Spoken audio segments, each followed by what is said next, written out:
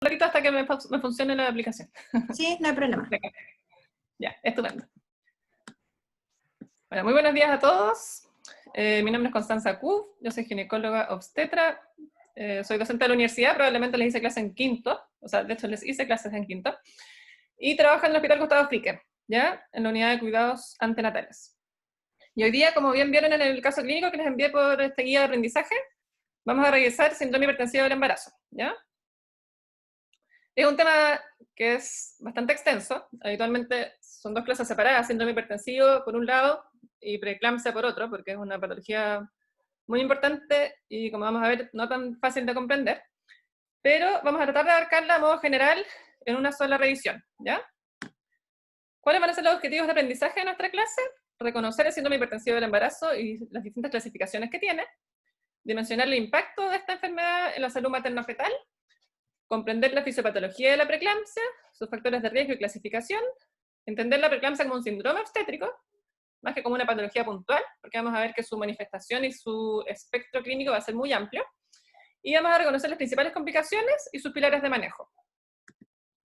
Para eso vamos a hacer la revisión del caso clínico, vamos a revisar las definiciones y la epidemiología de esta enfermedad, los factores de riesgo de síndrome hipertensivo y preeclampsia, cuál es la fisiopatología de la preeclampsia, cómo se clasifica, cómo se maneja la preeclampsia severa y sus distintas complicaciones, y vamos a hablar un poquito de las recomendaciones obstétricas, ¿ya? Para finalizar con las conclusiones, ¿ya?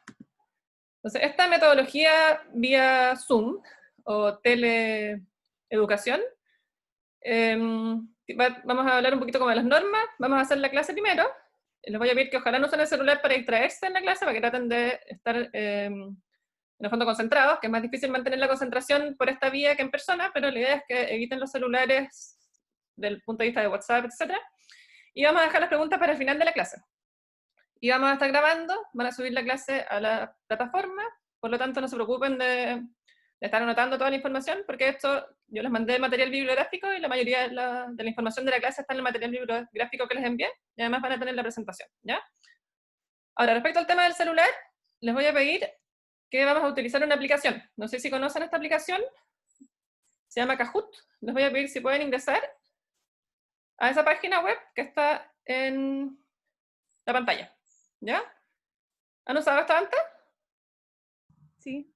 Sí. Ya. Yo nunca lo he usado de esta forma, así que vamos a ver si funciona, ¿ya? Entonces les pido que ingresen. Les voy a dar el código.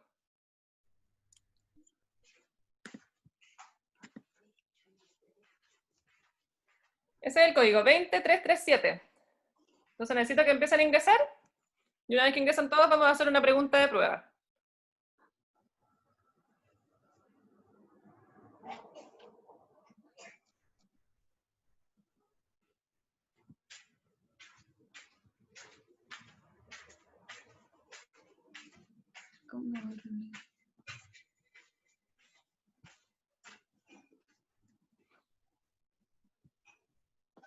¿Se manejan con la tecnología? Vamos bien. Faltan poquitos.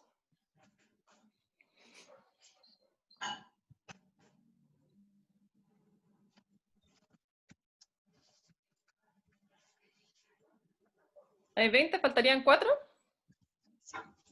Ahí, logro Matías. Faltan 2. ¿Alguien tiene problemas con la aplicación? ¿Quizá hay alguien que se está conectando desde el celular? No. Andrea. Ya, estupendo.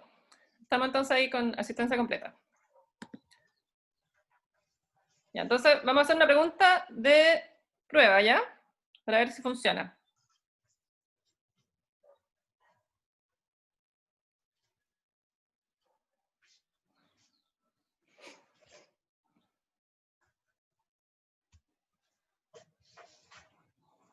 Esto obviamente no tiene pregunta, o sea, respuesta afirmativa o respuesta correcta.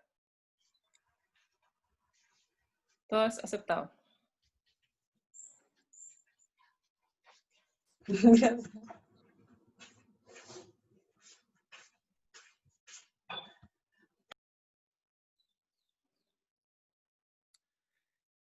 Perfecto.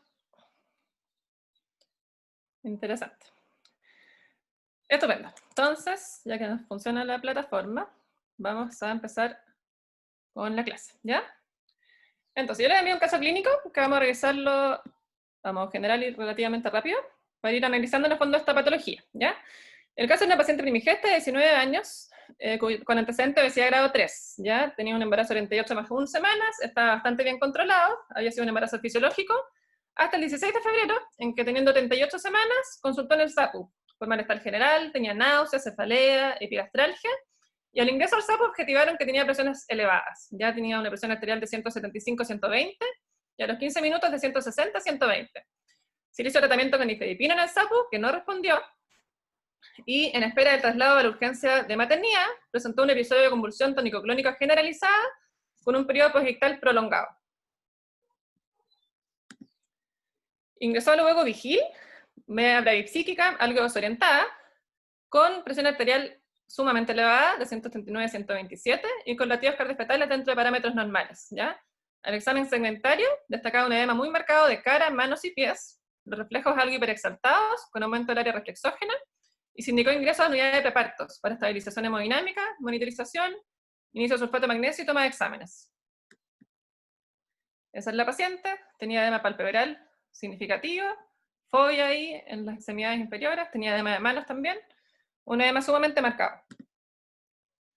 Ingresó al prepartos y al momento de ese ingreso, a los minutos, presentó un nuevo episodio de convulsión y fue catalogado como una eclampsia, y no se le había alcanzado incluso a administrar el sulfato. Ya se decidió trasladar de urgencia a Pabellón, donde se realizó una cesárea de urgencia con anestesia general, extrayéndose un feto masculino de 3,3 kilos, adecuado para la edad gestacional, con un Apgar 1.5. Además, presentó una inercia uterina que se manejó con uterotónicos, y en Pabellón se recibieron los exámenes, terminando finalmente en la UPC para su recuperación. En la UPC volvió a presentar otro síndrome convulsivo, estuvo hospitalizada durante 4 días en la UPC, requirió una infusión continua de la betalol, estuvo con sulfato de magnesio, con corticoides, transfusión de plaquetas, tromboprofilaxis, y al 4.º día se recuperó afortunadamente, se logró control antihipertensivo con fármacos orales, triasociados, y al 7.º día fue dada de alta del hospital, con su recién nacido. Estos fueron los exámenes del laboratorio. Los exámenes de ingreso, tomados en el prepartos, el 16 de febrero fue un hematorito de 46%, 61.000 plaquetas, una CREA de 1, estaba hemoconcentrada, tenía transaminasas elevadas y LDH elevada. ¿Ya? Y en el postoperatorio, el hematorito bajó a 35%, las plaquetas bajaron aún más, la creatinemia se elevó, al igual, en el fondo, que las transaminasas y la LDH, que ya mostraban un leve descenso. Y finalmente, previo al alta, logra normalización de los exámenes, y al alta definitiva ya tenía los exámenes absolutamente normales. Entonces, a su ingreso en la urgencia, esta paciente, ¿cuál era el diagnóstico principal? ¿Ya? Vamos a ir con la pregunta.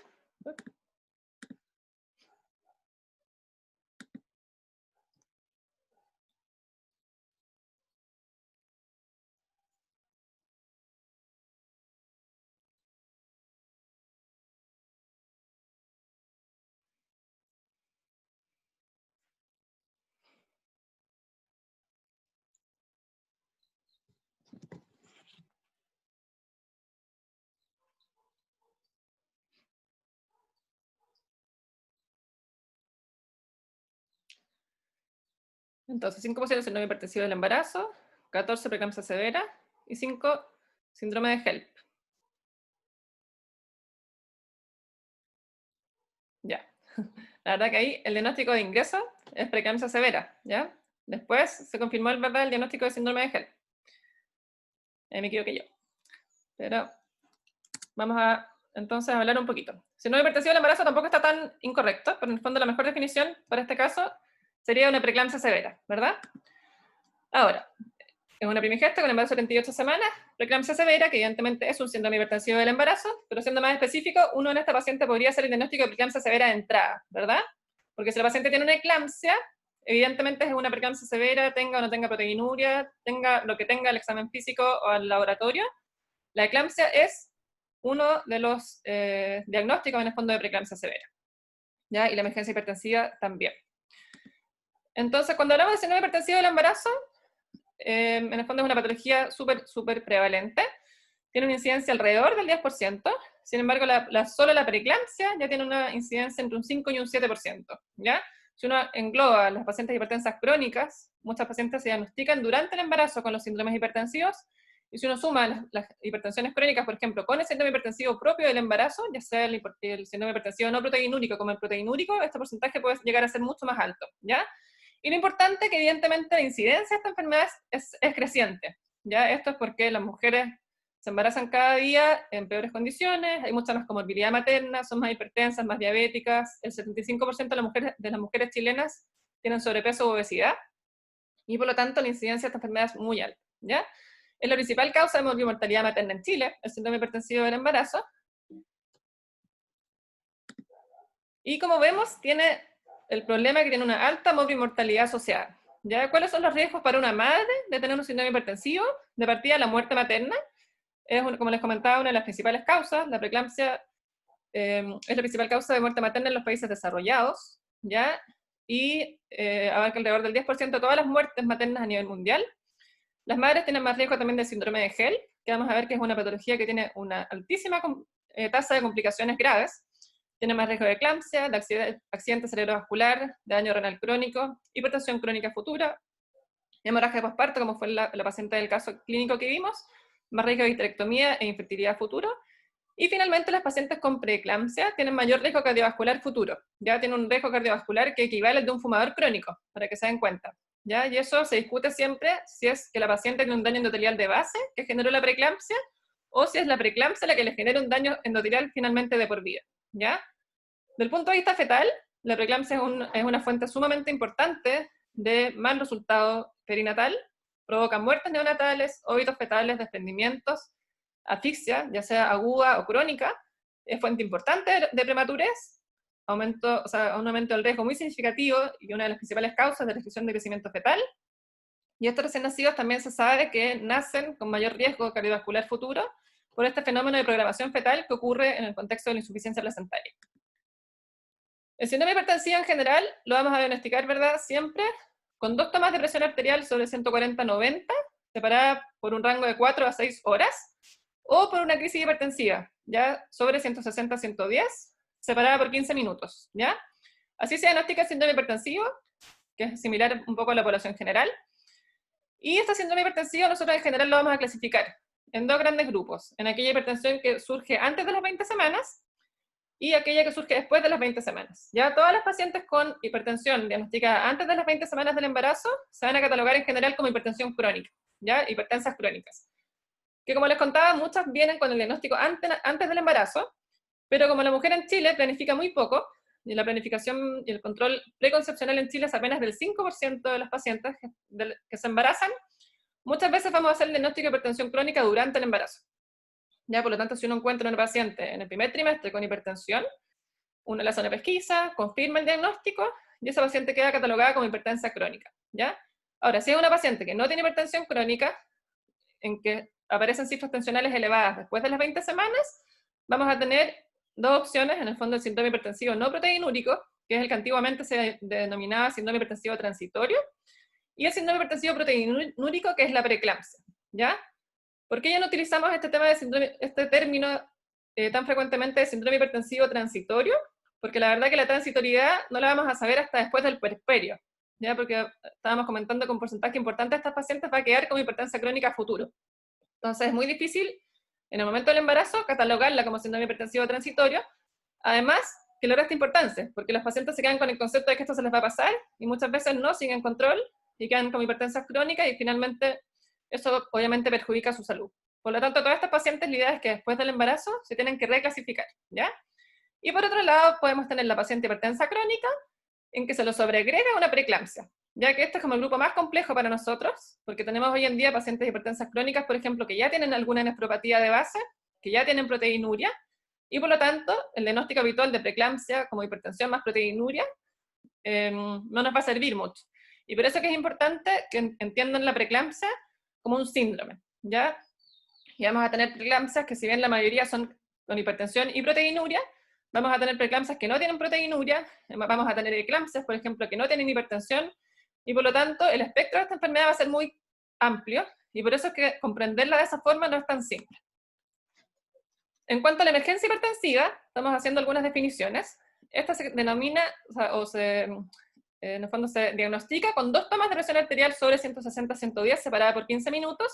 Y en realidad en el embarazo no existe la crisis hipertensiva, sino que uno debería hablar de emergencia hipertensiva, ¿ya? Porque en estos rangos de presión arterial se genera pérdida de los mecanismos de autorregulación cerebral y una disfunción endotelial, y en el fondo hay un riesgo materno, ¿ya? Riesgo materno y riesgo fetal, de stroke, de infarto, de falla renal, de mortalidad materna y de mortalidad fetal también. Por lo tanto, toda crisis hipertensiva en el embarazo se maneja como una emergencia hipertensiva de forma activa, proactiva en el fondo para evitar desenlaces adversos, ¿ya?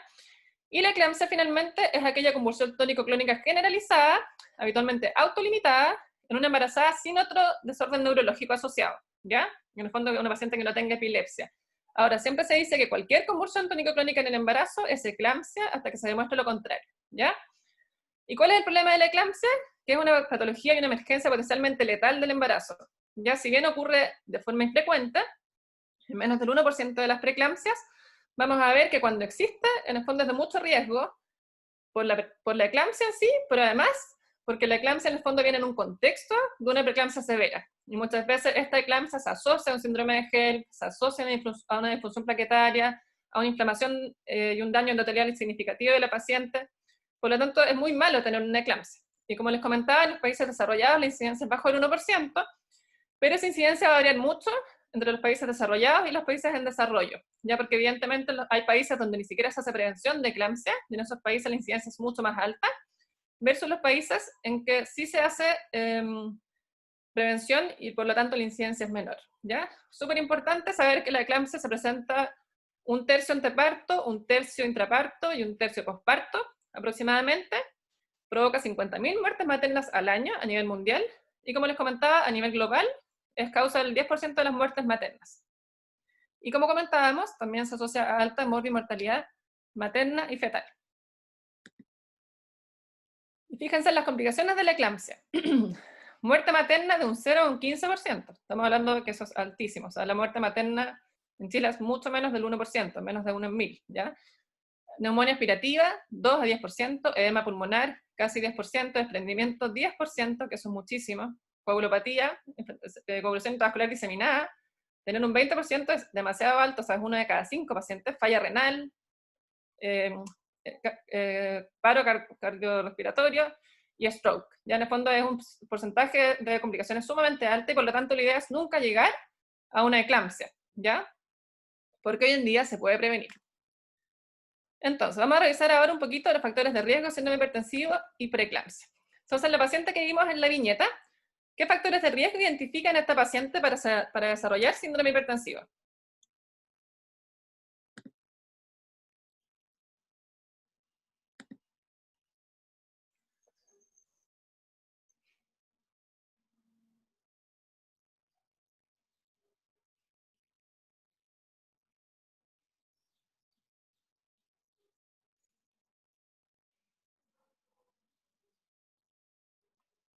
Excelente.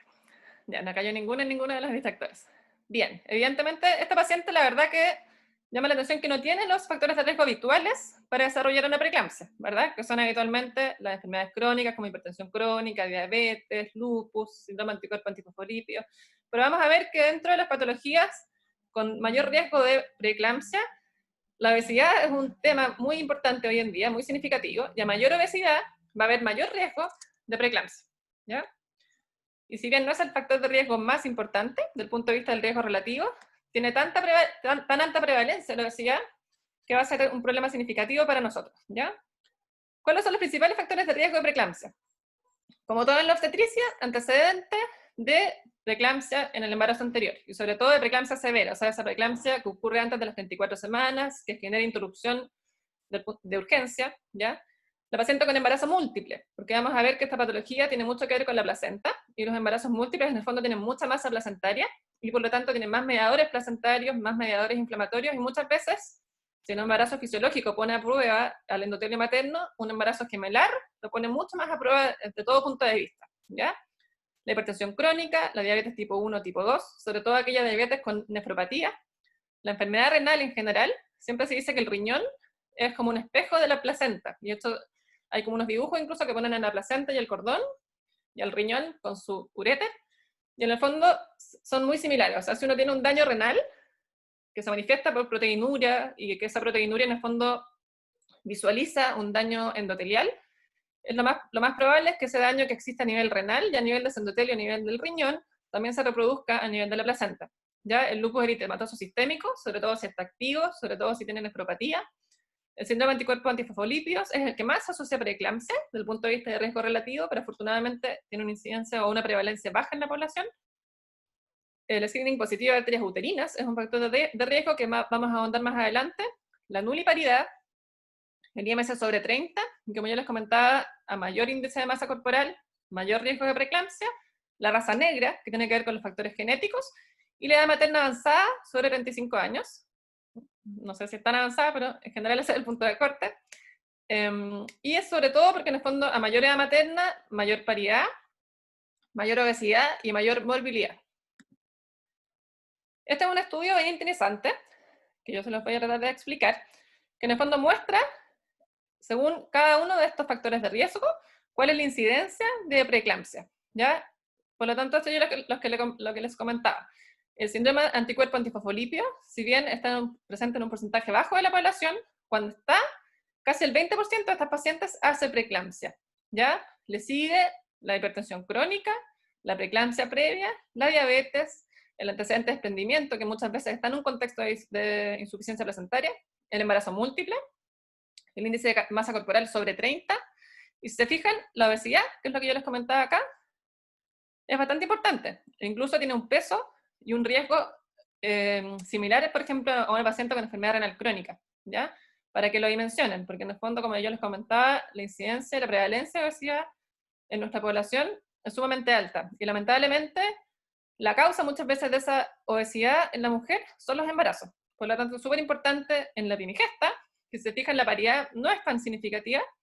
En la primigesta es súper importante evitar la ganancia de peso excesiva, ya porque está demostrado que las pacientes que suben demasiado mantienen peso, y mantienen peso en general como 5 kilos por guagua o por embarazo. Ya, por lo tanto, si tenemos una paciente multípara de 4, eso puede significar 20 kilos extra, que es lo que uno ve, que mayor paridad, mayor obesidad y mayor IMC pregestacional. Entonces, desde el punto de vista de la fisiopatología, ¿cuáles de los siguientes factores están involucrados en la fisiopatología de la preeclampsia?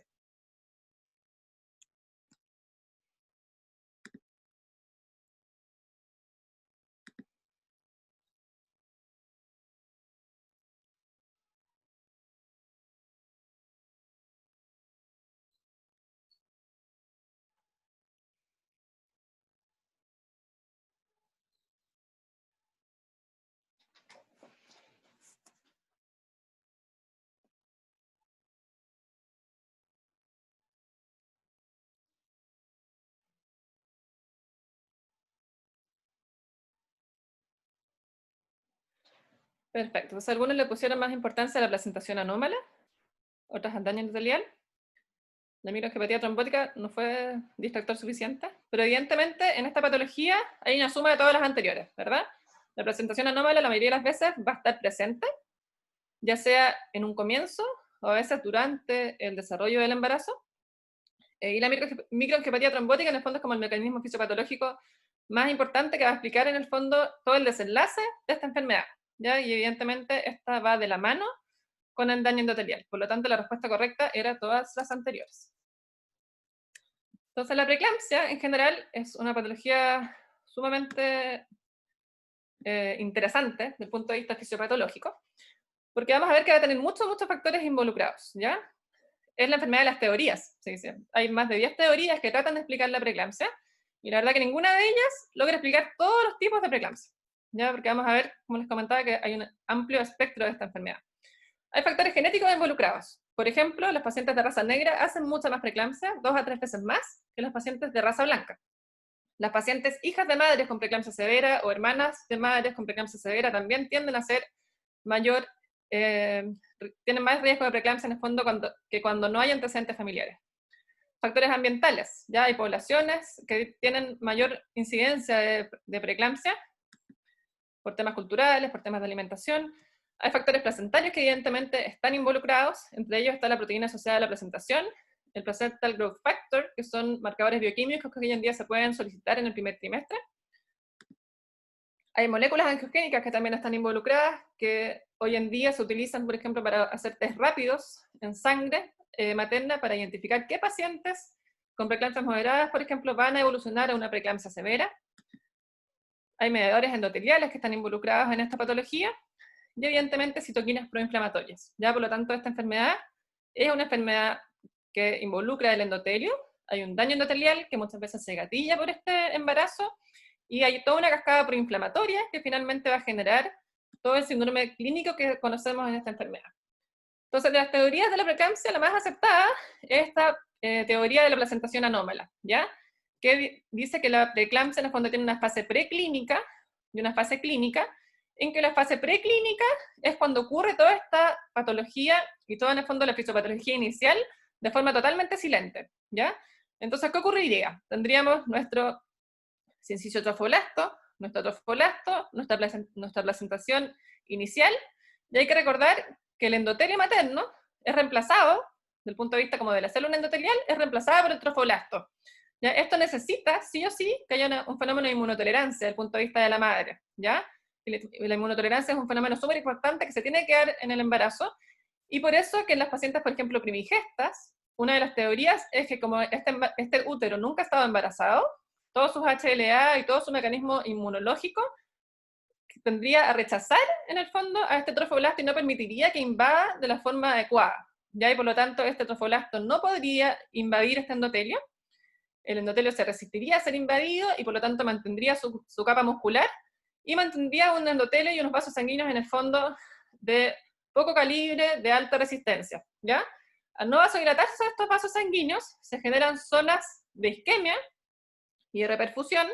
Eso generaría, en el fondo, radicales libres, generaría un mayor riesgo de apoptosis, una mayor incidencia, que eso está todo demostrado en estudios, tanto en animales como en seres humanos, y toda esa maquinaria y todos esos mecanismos proinflamatorios llegarían al torrente sanguíneo materno y desencadenarían finalmente la respuesta clínica. Y por eso, como yo les comentaba, va a ser tan variable este cuadro clínico, porque a veces podemos tener placentas sumamente dañadas, en madres con endotelios muy sanos, y ese endotelio en el fondo logra compensar, logra reproducir la cantidad, o sea, la resistencia a la angiotensina necesaria, la cantidad de óxido nitroso necesaria para estar vasodilatado, versus pacientes que ya tienen un endotelio que funciona al mínimo y que con placentas no tan alteradas también van a ser la enfermedad, ¿ya? Por lo tanto, es súper importante saber que hay una fase preclínica antes de la clínica, y la idea es que esto hoy en día uno puede tratar de objetivarlo, ¿ya?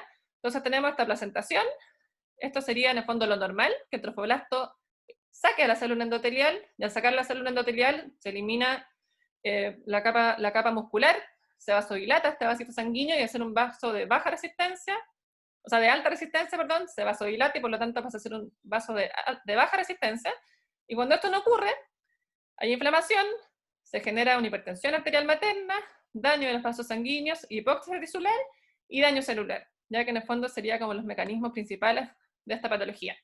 Y esto que yo les comentaba recién, en el fondo que ocurre a nivel de las arterias espiraladas del útero, esto en el fondo va a repercutir en todo el sistema de vasos sanguíneos maternos, ¿ya? Y eso nosotros lo vamos a poder objetivar a través de un estudio que se llama Doppler, ya que en el fondo nosotros con ecografía vemos el flujo sanguíneo a través de las arterias uterinas, que son ramas de la hipogástrica. Esta arteria uterina en el fondo es la que va hacia el útero, y si es que llega al útero y el útero en el fondo opone poca resistencia, esta arteria también se tiende a vasodilatar por todos los efectos en el fondo hormonales del embarazo, y con este útero cuyas arterias también están dilatadas, lo normal es que la arteria uterina sea una arteria súper ancha, ¿ya? De hecho, normalmente la arteria uterina, por ejemplo, en pacientes ginecológicas, mide 2-3 milímetros, en cambio en el embarazo la arteria uterina puede llegar a medir 1 centímetro de grosor, o sea, es una arteria sumamente ancha que permite un flujo expedito permanente, ¿ya? ¿Qué significa un flujo permanente? Si se acuerdan, las arterias, como tienen muscular, lo normal es que tengan solo flujo en sístole, o sea, debiese ser como un solo pic, ¿ya? Y no debiesen tener diástole, que es esta curva que yo les estoy mostrando acá. Entonces, esta es sístole de la madre, diástole, sístole, diástole, y esta es una arteria totalmente sana, en el fondo que tiene mucho flujo diastólico y que por lo tanto lleva sangre con oxígeno y nutrientes de forma constante al útero, y por lo tanto al bebé. O sea, esta es una arteria normal, ¿ya? Y en ocasiones nos topamos con arterias anormales que no tienen diástoles o que tienen en el fondo índices de resistencia muy altos, ¿ya? Y lo importante es que este Doppler uno lo puede aplicar en el primer trimestre y en el segundo trimestre, y con eso uno identifica qué pacientes tienen un riesgo en el fondo de insuficiencia placentaria y tienen una insuficiencia, o sea, una implantación anómala, ¿ya? Y estas pacientes con Doppler arteriotorinas alterado en el primer trimestre o en el segundo trimestre van a tener más riesgo de hacer la enfermedad de insuficiencia placentaria, que es un síndrome que abarca la preeclampsia, la restricción de crecimiento, que son guaguitas que no reciben la alimentación suficiente, y también tienen más riesgo por lo mismo de desprendimiento y de óbito fetal, ¿ya? Y fíjense, el Doppler de arterias uterinas, cuando uno lo aplica por sí solo en el primer trimestre, logra pesquisar el 25% de todas las preeclampsias, pero sobre todo las preeclampsias severas, pesquisa el 60%, ¿ya? Y si este estudio lo aplicamos a la población general a las 22-24 semanas, tiene una sensibilidad para todas las preeclampsias de un 40%, pero para las preeclampsias severas y prematuras tiene un 90%, ¿ya? Por lo tanto, es súper importante, porque eso significa que yo, haciendo screening de primer trimestre, podría pesquisar el 60% de los pacientes que van a hacer preeclampsia, y lo más importante en este grupo es que yo puedo hacer prevención con aspirina, que lo vamos a ver más adelante, ¿ya?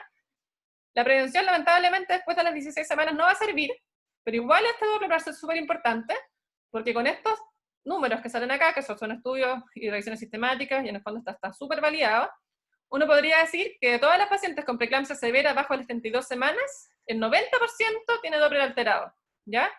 Por lo tanto, yo al 90% de estas pacientes, yo las debería tener en pesquisa, y deberían estar en un seguimiento especial, en la unidad de alto riesgo, en las unidades de ecografía, para evitar que la paciente llegue con la preeclampsia severa, para evitar que la paciente llegue con la bobita con una restricción de crecimiento fetal severa, con Doppler alterado, o con el bebé ovitado.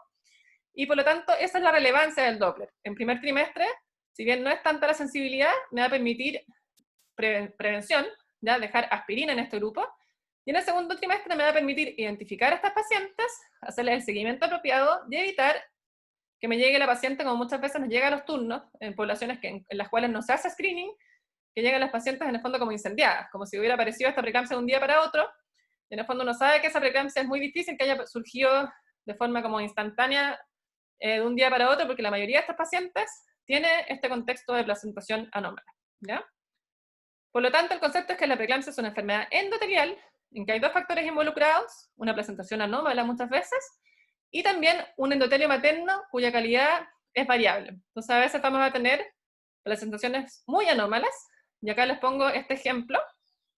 Una vez tuvimos una chiquitita en el preparto que tenía 13 años, que el interno de la mañana me decía que le daba pena despertarla porque la niña dormía con un Minions, tenía un peluche, la paciente, y dormía abrazadita su peluche, imagínense, con su guatita, y ella estaba hospitalizada por una insuficiencia placentaria severa. En el fondo, había iniciado actividad sexual recientemente, se embarazó súper joven, y lamentablemente esa placenta nunca funcionó bien, tiene una agüita sumamente restringida, una restricción de crecimiento fetal severa, con Doppler alterado, pero sin embargo no tenía preeclampsia, porque el endotelio de ella era relativamente bueno, en el fondo soportaba hasta cierto punto todos estos mediadores preinflamatorios que generaba esta placenta insuficiente.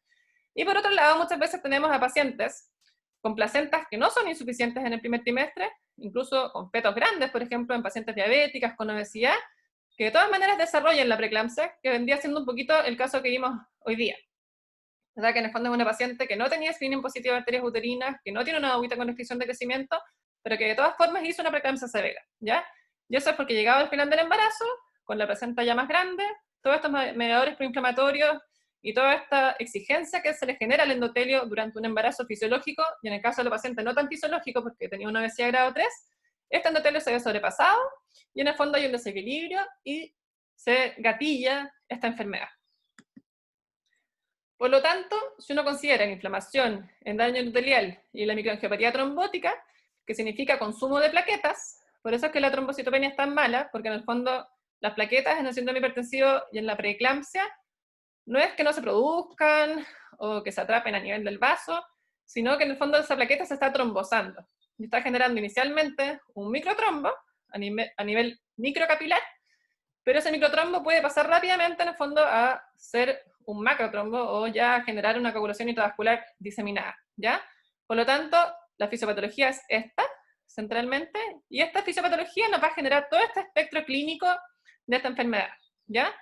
Entonces, ¿qué vamos a tener en la preeclampsia? Un síndrome hematoso, ya que muchas veces se manifiesta por edema facial, hemos tenido pacientes con ascitis o con franca anasarca, isquemia de órganos, porque como hay una microangiopatía trombótica y hay trombos, se genera isquemia, en el fondo en los territorios hacia donde van los vasos sanguíneos, por ejemplo, el hígado, que el hígado en el fondo sufre muerte celular, ya sea apoptosis o en el fondo se necrosa, y eso hace que el hepatocito se lise y que libere sus enzimas intracelulares, por eso es que no nos interesa la fosfatasa alcalina en esta patología, sino que nos interesa las transaminasas, la GOT, la GPT, y la LDH, que es una enzima intracelular, ¿verdad? Y por lo tanto la LDH nos va a hablar de daño celular, no necesariamente de hemólisis, sino que de lisis celular. Este hepatocito, se lisa y libera todo su contenido hacia el torrente sanguíneo y uno ve que en la paciente se elevan las transaminasas. La proteinuria es súper importante porque es muy sensible al daño endotelial. Piensen que el riñón es un ovillo de vaso sanguíneo, por lo tanto, si hay algo que avisa, es la proteinuria. Y por eso que los pacientes, por ejemplo, con estigma positivo, de arterias uterinas, nosotros las controlamos en el policlínico con proteinuria mensual, o a veces incluso más seguido. Y la proteinuria muchas veces antecede, por ejemplo, a este cuadro clínico más florido. Ya entonces, en el fondo, cuando uno ya ve que la paciente desarrolla proteinuria, uno ya está viendo que existe un daño endotelial que está siendo evidente, ¿ya? Y esa proteinuria evidentemente puede evolucionar en una falla renal o incluso un daño renal irreversible. La microangiopatía trombótica nos va a generar esta trombocitopenia en distintos rangos, coagulación intravascular diseminada, hemólisis y el síndrome de Hell. Desde el punto de vista neurológico, así como hay un edema, que es evidente en las extremidades, en la carita, en las manos, el cerebro de estos pacientes también se edematiza, ¿ya?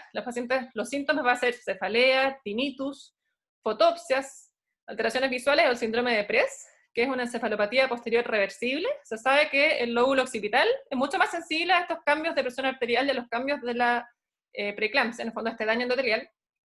Ya hemos tenido pacientes que han quedado incluso ciegas temporalmente, secundarios al daño, ¿ya? Y la gracia del síndrome de Press es que tiene un correlato imagenológico, que se puede ver en la resonancia. Ya ahí se ven zonas de isquemia, ya sea de infartos, de microinfartos o de microhemorragias, incluso en el lóbulo occipital, y la gracia es que es bastante reversible, ¿ya? Y evidentemente el desequilibrio mayor es la eclampsia, en que llega a haber una convulsión secundaria en el fondo a toda la alteración a nivel del endotelio, a nivel de los potenciales de membrana de las neuronas que gatillan en el fondo una convulsión.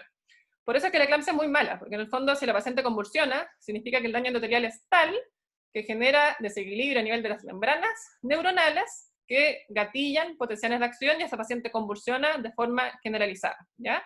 Desde el punto de vista de los síntomas digestivos, vamos a tener la epigastralgia, que no se sabe bien por qué se produce específicamente. Una de las teorías es que secundaria a la hipertensión, y a la crisis hipertensiva, que va muy de la mano con la epigastralgia. Muchas veces en la sala las pacientes nos dicen, doctora, me duele mucho, mucho la boca y el estómago, y a veces uno les toma la presión, y es muy característico que están con crisis hipertensiva en ese momento, ¿ya? Y esa epigastralgia aparentemente es porque la crisis hipertensiva en la mujer genera redistribución de flujos, y se genera una isquemia o una hipoperfusión relativa en el territorio mesentérico. Por eso es que es un dolor tan intenso, parecido como al de estos infartos de pared inferior, porque en el fondo hay una isquemia y es un dolor opresivo, sumamente intenso que la paciente relata en la boca del estómago. Y por otro lado vamos a tener el dolor en el hipocondrio derecho, que muchas veces nosotros lo vamos a asociar en el fondo a este riesgo de hematoma subcapsular hepático, que es una complicación gravísima, pero afortunadamente muy infrecuente, ¿ya?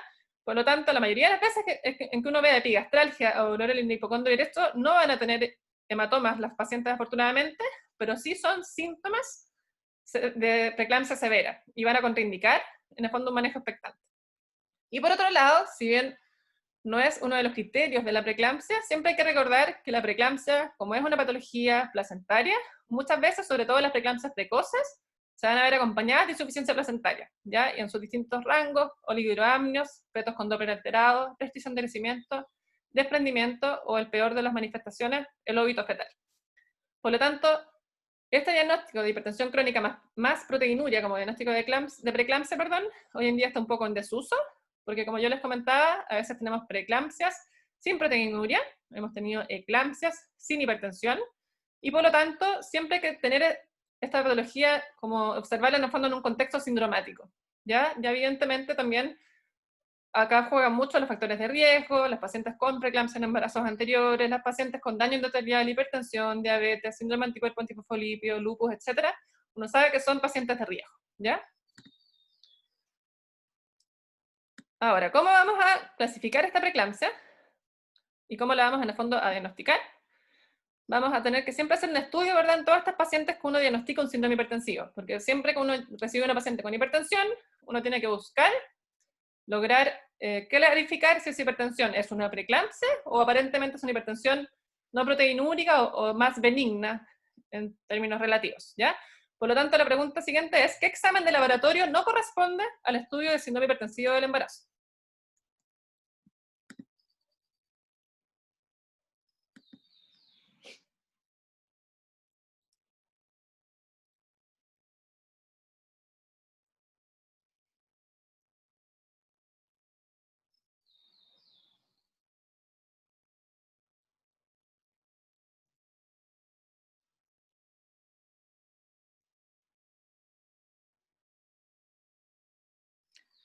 Excelente. Evidentemente acá el ácido láctico no tiene mucho que ver, ¿verdad? El ácido láctico está más involucrado en patologías sépticas, también evidentemente en patologías isquémicas, pero desde el punto de vista del síndrome hipertensivo no es uno de los exámenes que uno solicita habitualmente, porque evidentemente si es que está elevado va a hablar de daño celular ya mucho más tardío, pero sí es importante que en toda paciente con síndrome hipertensivo uno siempre pide parámetros hematológicos, si se puede un hemograma, mejor, porque el hemograma te puede informar, por ejemplo, si hay esquistocitos,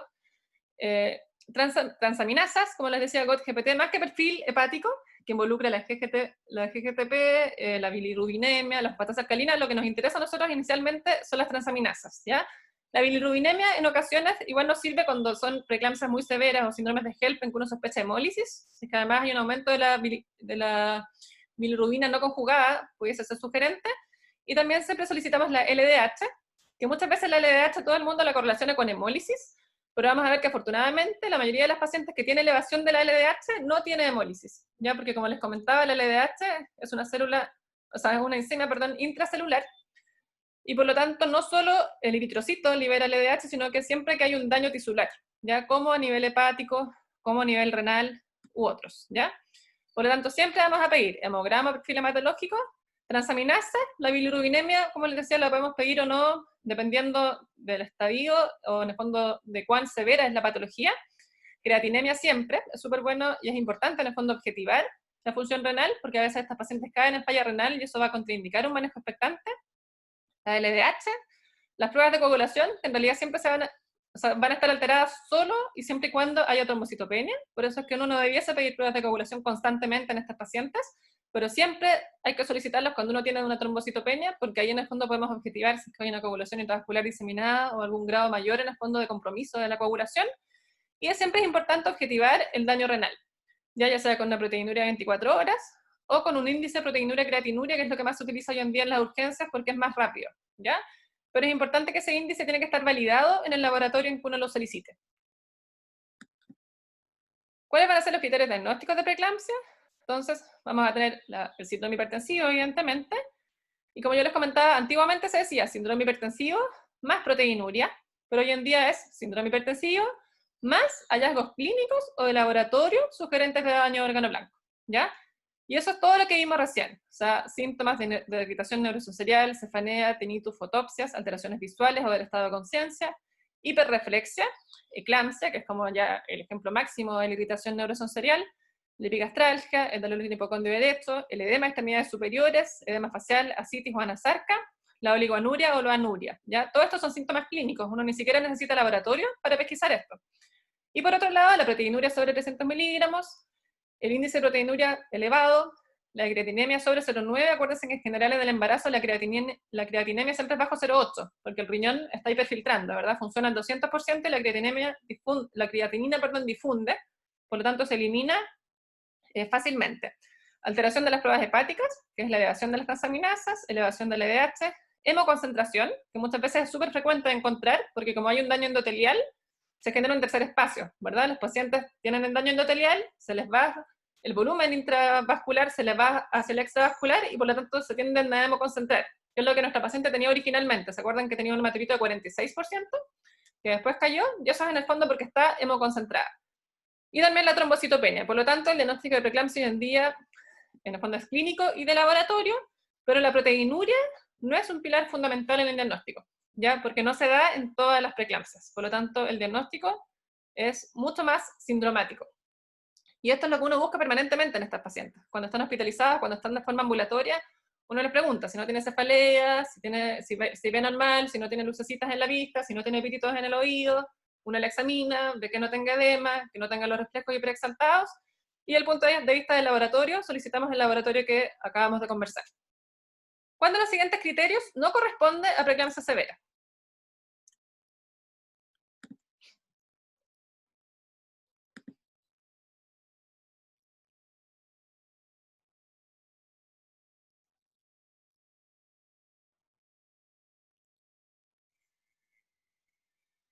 Crisis hipertensiva, me equivoqué.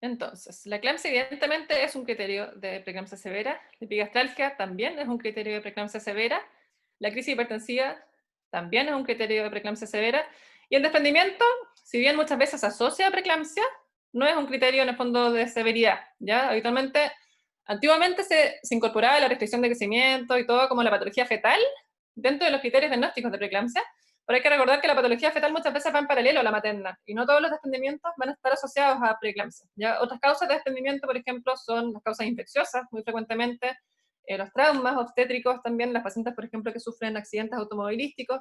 Por lo tanto, el desprendimiento va a ser una patología muchas veces independiente, pero que evidentemente está más sobre representada en este grupo de pacientes, ¿ya? Pero no constituye un criterio de preeclampsia severa. O sea, en una paciente con desprendimiento no vamos a ponerle sulfato de magnesio, por ejemplo, de entrada solo por el desprendimiento, sino que habitualmente es por el contexto clínico, ¿ya? Entonces, ¿cuáles van a ser los criterios de preeclampsia severa? Estos ustedes ya los conocen, vamos a repasarlos, y son varios. Ya vamos a ver qué son criterios clínicos y criterios de laboratorio. Los criterios clínicos son la crisis hipertensiva, ¿ya? Crisis hipertensiva sobre 160-110, que se toma con una separación de 15 minutos, y en el fondo que se mantiene sobre esos rangos, ¿ya? Que en el fondo, ya hablamos que más que crisis es una emergencia, ¿verdad? Los síntomas neurosensoriales, la cefalea persistente, la confusión.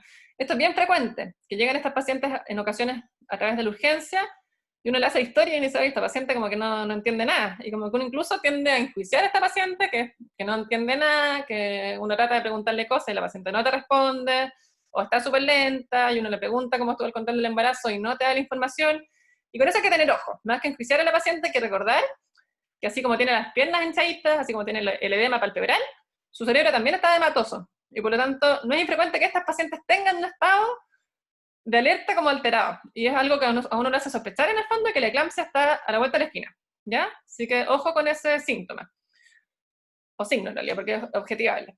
La epigastralgia persistente es un criterio de severidad. Los síntomas visuales, la eclampsia, ¿ya? Síntomas visuales también, habitualmente no los buscamos tan dirigidamente, no le pregunta a la paciente como por alteraciones como, si tiene en el fondo como fotopsias, pero hay mucha paciente que relata disminución de la agudeza visual, o a veces relatan zonas, francamente, en el fondo como zonas como negras en la visión, o a veces pacientes que no te ven, o que te dicen también la veo borrosa, ¿ya?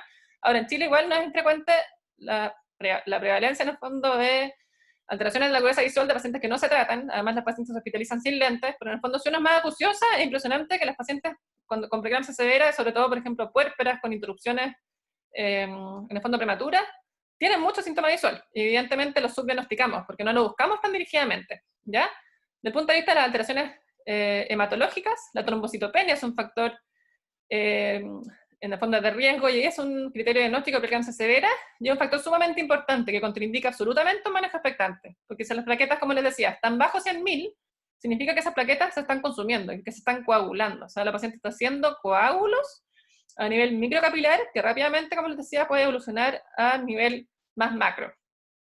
La hemólisis, que se objetiva con elevación de la LDH, con anemia, pero no cualquier anemia. Acuérdense que en el embarazo hay una anemia ilusional, hay una anemia fisiológica muchas veces, pero nunca una anemia por hemólisis. Por lo tanto, eso es súper importante que en estos casos de sospecha de hemólisis pidamos el frotis, ¿ya? Porque una anemia, la verdad que es mucho más frecuente tener una anemia de otra causa, por una hemorragia postparto, por una anemia fisiológica o en el fondo por una carencia de hierro, a tener hemólisis, porque vamos a ver que la hemólisis y ya este HELP completo va a ser sumamente malo, y esas son las pacientes muchas veces que pueden terminar con un resultado materno sumamente adverso, ¿ya? Y la hiperbilirubinemia también la vamos a ver cuando hay hemólisis.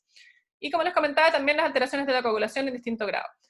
La insuficiencia renal se describe como aquella paciente con CREA sobre 1.1, con creatinemias en ascenso, o con oligoanuria. La disfunción hepática, como la elevación de las transaminasas, dolor en hipocondrio derecho sugerente de hematoma, el edema pulmonar, y la citis anasarca. O sea, si se fijan, son muchos los criterios de preeclampsia severa, que es importante siempre tenerlos en consideración, porque van a marcar y en el fondo van a generar cambios en el manejo de esta paciente. Ya, por lo tanto, revisamos un poco las definiciones, los factores de riesgo, la fisiopatología y la clasificación, y ahora vamos a hablar en el fondo cómo se maneja una paciente con preeclampsia severa. Entonces, como les comentaba, esta enfermedad es súper importante, tiene un riesgo materno y fetal, por lo tanto, estas pacientes se manejan en unidades de alta complejidad. Se van a dar cuenta que comparado con las altas complejidades de medicina interna u otros lugares, nuestros prepartos no son la máxima tecnología, pero es lo mejor que tenemos desde el punto de vista de vigilancia, ¿ya? A veces no contamos ni siquiera con monitores continuos, pero sí hacemos un monitoreo continuo a la paciente de presión arterial, de diuresis, de frecuencia respiratoria, de saturación de oxígeno, y como les comentaba, clínicamente estamos constantemente viendo el estado de alerta de la paciente, preguntándole cómo se siente, si tiene epigastralgia, etc. Revisamos sus reflejos, y también al feto lo estamos monitorizando continuamente. Ya siempre lo ideal es tener una ecografía, para ver el bienestar fetal. Sabemos que esta patología se asocia muchas veces a insuficiencia placentaria, a restricción de crecimiento, por lo tanto, toda paciente que ingresa con una preeclampsia severa tiene sí o sí que tener una evaluación fetal detallada, ¿ya? Vamos a estar constantemente buscando complicaciones, síntomas y signos maternos o fetales de este síndrome de insuficiencia placentaria y este síndrome de preeclampsia, el laboratorio materno que ya vimos, y como les decía, siempre, siempre objetivar bienestar fetal, que no haya una restricción, que no haya un oligohidroamnios, que no haya un Doppler alterado, y si hay una restricción, clasificarla, ver cuán severa es, ver si esa bobita nos va a aguantar cuánto tiempo, si podemos hacer un manejo expectante o si corre riesgo de tener un óbito. Y por otro lado, va a estar súper enfocado el manejo también en la prevención, ¿ya? ¿En la prevención de qué? De trombos. Estas pacientes tienen mucho mayor riesgo de tromboembolismo que una paciente sin preeclampsia. Son pacientes que muchas veces se hospitalizan de forma prolongada por cuadros de preeclampsia moderada antes de avanzar o ojalá que no lleguen a generar la preeclampsia severa, están hospitalizadas muchas veces. Y tenemos que recordar que el embarazo en sí aumenta el riesgo de trombosis, la preeclampsia lo aumenta aún más y el reposo aún más. Por lo tanto, estas pacientes son de sumo riesgo. Y acuérdense que en el puerperio aumenta hasta 20 veces el riesgo de trombosis en una cesárea versus un parto vaginal. Y estas pacientes muchas veces son sometidas a cesáreas de urgencia. Por lo tanto, el riesgo de trombosis de estas pacientes es sumamente significativo. Y hay pacientes que incluso les hacen tromboprofilaxis, perdón, hay países como Inglaterra que hacen tromboprofilaxis durante todo el puerperio. ¿Ya? Y hay otros grupos que dicen que hay que hacer tromboprofilaxia en las preeclampsias severas hasta los 10 días postparto, ¿ya? Acá en Chile tenemos algo intermedio. La verdad que muchas veces se hace tromboprofilaxia en el postoperatorio inmediato y después se le suspende. Pero este grupo es un grupo de muy alto riesgo de trombosis. Y también vamos a hablar un poco después del sulfato de magnesio. El tratamiento de la emergencia hipertensiva va a ser sumamente importante. El objetivo terapéutico no es llegar a presiones normales, sino que es lograr bajar la crisis, mantener presiones sistólicas entre 140 y 150 y diastólicas entre 80 y 90. Y eso es porque hay que evitar la crisis, porque sobre las crisis hipertensivas, sobre esos rangos, se pierde esta autorregulación, ¿ya? Y hay que evitar el descenso brusco porque genera hipoperfusión, no solo placentaria, sino también materna, ¿verdad? Riesgo de infarto en pacientes con ciertas condiciones, por lo tanto, hay que bajarla de forma gradual. Y como les contaba y recalcamos, las crisis hipertensivas van a ser siempre emergencias hipertensivas y tienen que ser manejadas de forma inmediata, previo incluso a la búsqueda de daño de órgano blanco y a la clasificación de este síndrome hipertensivo, que lo vamos a ir haciendo durante la hospitalización de la paciente, ¿ya? Por lo tanto, en el tratamiento de la emergencia hipertensiva, ¿cuál es el fármaco que ustedes consideran que es de elección?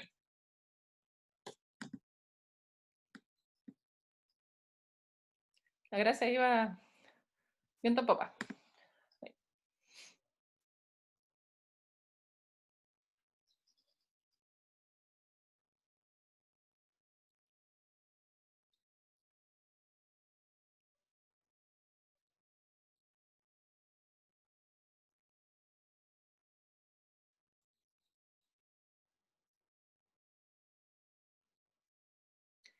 Bien.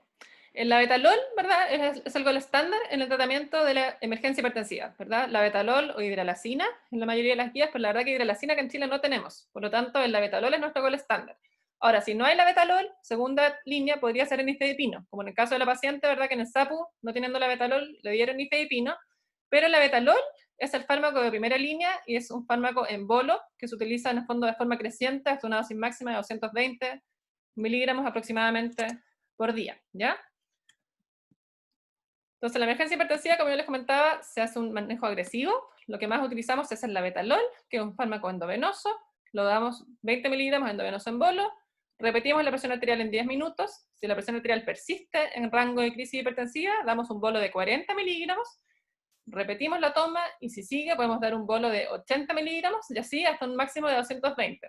¿Por qué es ese máximo? Porque la verdad que si la paciente la manejamos con el bolo y la crisis hipertensiva no pasa, ya esa paciente en el fondo hay que interrumpir su embarazo, porque ya contraindicaría en el fondo un manejo expectante por los riesgos maternos de infarto, de stroke, de desprendimiento y en el fondo de mal resultado, ¿ya? También está la opción de la hidralacina, que no contamos con ella desde el punto de vista de nuestras farmacias, y el nifedipino, ¿ya? Que cuando se utiliza se usa 10 miligramos bilateral, no es el nifedipino rapid, ni sublingual, ni tampoco pinchar los nifedipinos que son en cápsulas, sino que es el nifedipino común, vía oral. Hay unos que son como de acción rápida, pero no como les comentaba sublingual, sino que es vía oral, ya porque hubo un tiempo que se hacía eso, que se pinchaba la cápsula, se le ponía sublingual, o a veces le echaban como el puro líquido del fármaco, y en realidad cuando es sublingual puede haber un efecto muy brusco y por lo tanto no se recomienda. Se repite en 20 minutos, se pueden dar 20 miligramos y después se puede volver a repetir 20 miligramos más hasta que en el fondo uno logre evitar, en el fondo bajar esa crisis hipertensiva. Como les comentaba, las pacientes con preeclampsia, con crisis hipertensiva refractaria, acá estas pacientes hasta acá uno llega y suspende y en el fondo interrumpe el embarazo, pero también acá no hemos hablado de la emergencia hipertensiva de las pacientes hipertensas crónicas, que hemos tenido pacientes hipertensas crónicas de muy mal control, estas hipertensiones severas en el fondo incluso del primer trimestre, y en esas pacientes uno muchas veces en el fondo como que sobrepone medicamentos, incluso hemos tenido pacientes con tratamientos triasociados o biasociados de forma hospitalizada, pero evidentemente sobre todo en el primer trimestre, por ejemplo. Y esas pacientes las mantenemos durante todo el embarazo con fármacos, con varios fármacos asociados, pero es distinto el contexto de la preeclampsia, porque en el fondo cuando la preeclampsia es severa y existe esta crisis hipertensiva refractaria, habla de que en el fondo ya es un daño irreversible y hay que interrumpir el embarazo rápidamente. En la prevención y en el tratamiento de la eclampsia, ¿cuál es el fármaco de elección?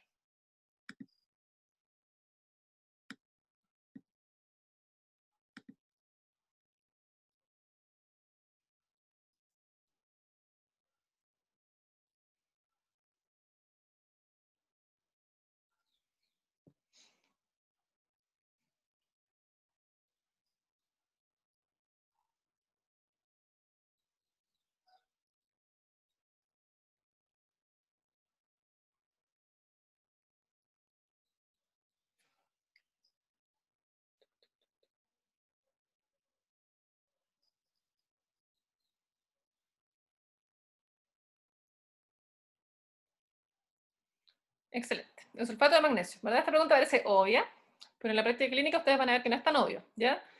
Porque muchas veces las eclampsias las manejan no necesariamente con sulfato de magnesio. Habitualmente en obstetricia la mayoría de los colegas deberían manejar la crisis, o sea, la eclampsia con sulfato, pero muchas veces, por ejemplo, si la paciente ya está con el sulfato, ya es una nueva convulsión, todo se complica, no saben si darle sulfato de nuevo, si agregar alguna benzodiazepina, pero lo importante es que el gol estándar del manejo de la eclampsia es el sulfato de magnesio. Ya como ustedes revisaron en la guía, el sulfato de magnesio va a tener varios efectos, ¿verdad? No solo a nivel de la estabilización de membrana, sino que también a nivel de los neurotransmisores, ¿verdad? Genera como un desequilibrio a favor de los neurotransmisores en el fondo no excitatorios, y por lo tanto va a generar en el fondo estos efectos a nivel de estabilización de la membrana, a nivel de neurotransmisores y también en el fondo a nivel como del endotelio, ¿verdad? Que va a hacer el por qué el sulfato de magnesio se utiliza también para otras funciones.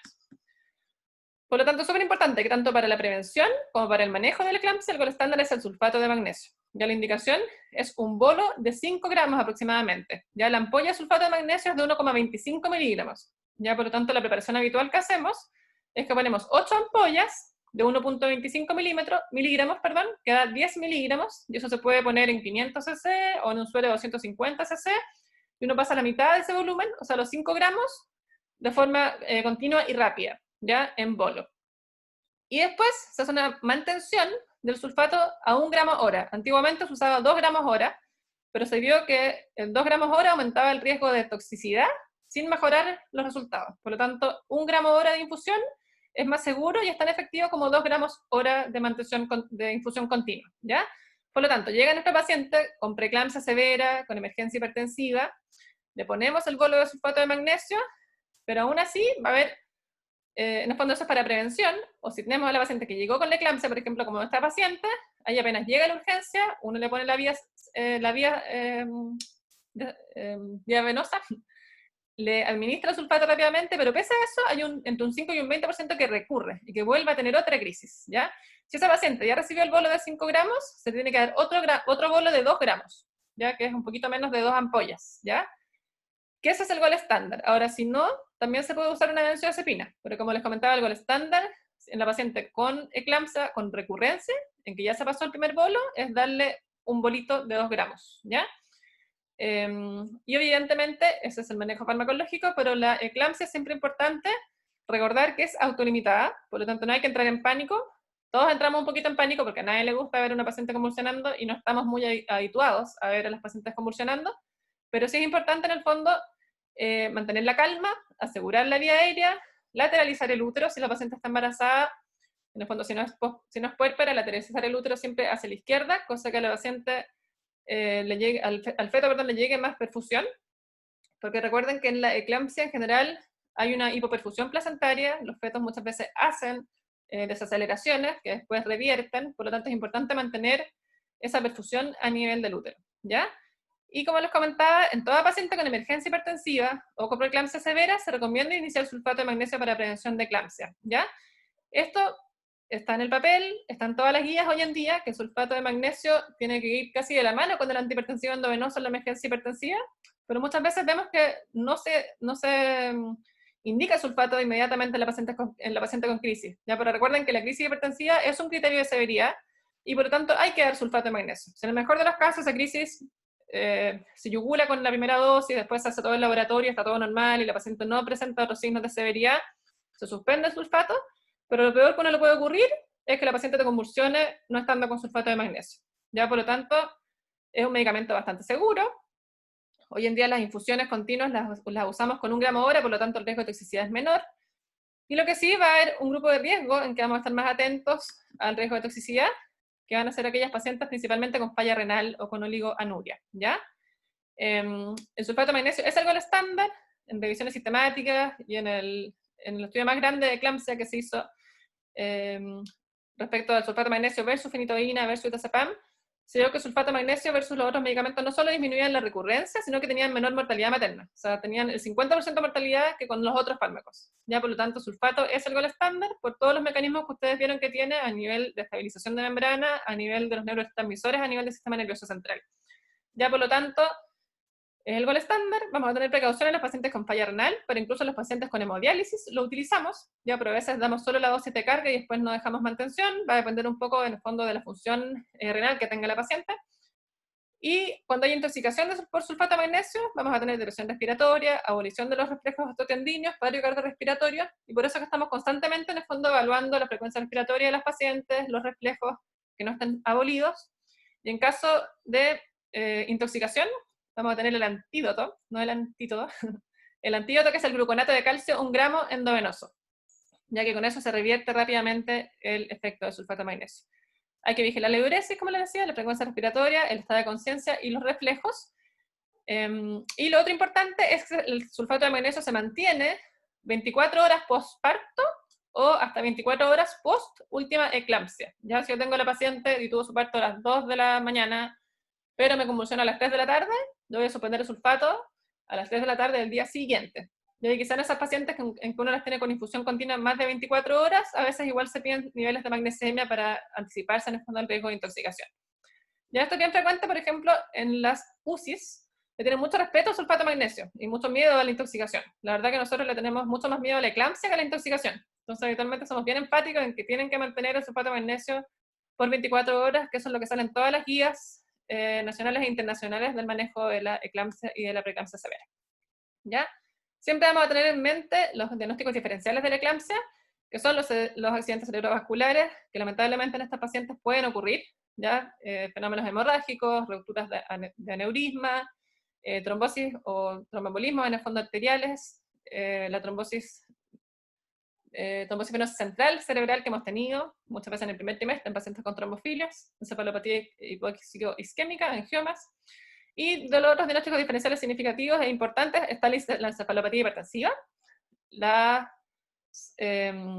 epilepsia evidentemente, y otras causas mucho más desfavorables, tumores cerebrales, metástasis, etc. ¿Ya? Pero principalmente siempre en estas pacientes uno tiende como a buscar dirigidamente que no haya signos de focalización. Esta paciente, por ejemplo, el caso clínico que tuvo 3 eclampsias, estas pacientes que hacen como periodos posictales prolongados o que recuperan en el fondo el estado de conciencia de forma extraña, con focalización, siempre se van de escáner, ¿ya? O idealmente resonancia, pero en realidad en los hospitales lo que más disponemos es de escáner, ¿ya? Porque hay que recordar que la crisis hipertensiva, la emergencia hipertensiva con eclampsia puede ser causa de un accidente cerebrovascular, ya sea tanto isquémico, por la pérdida de la autorregulación, como hemorrágico, lamentablemente. ¿Cuáles son los criterios diagnósticos de síndrome de HELLP? Muy fácil pregunta.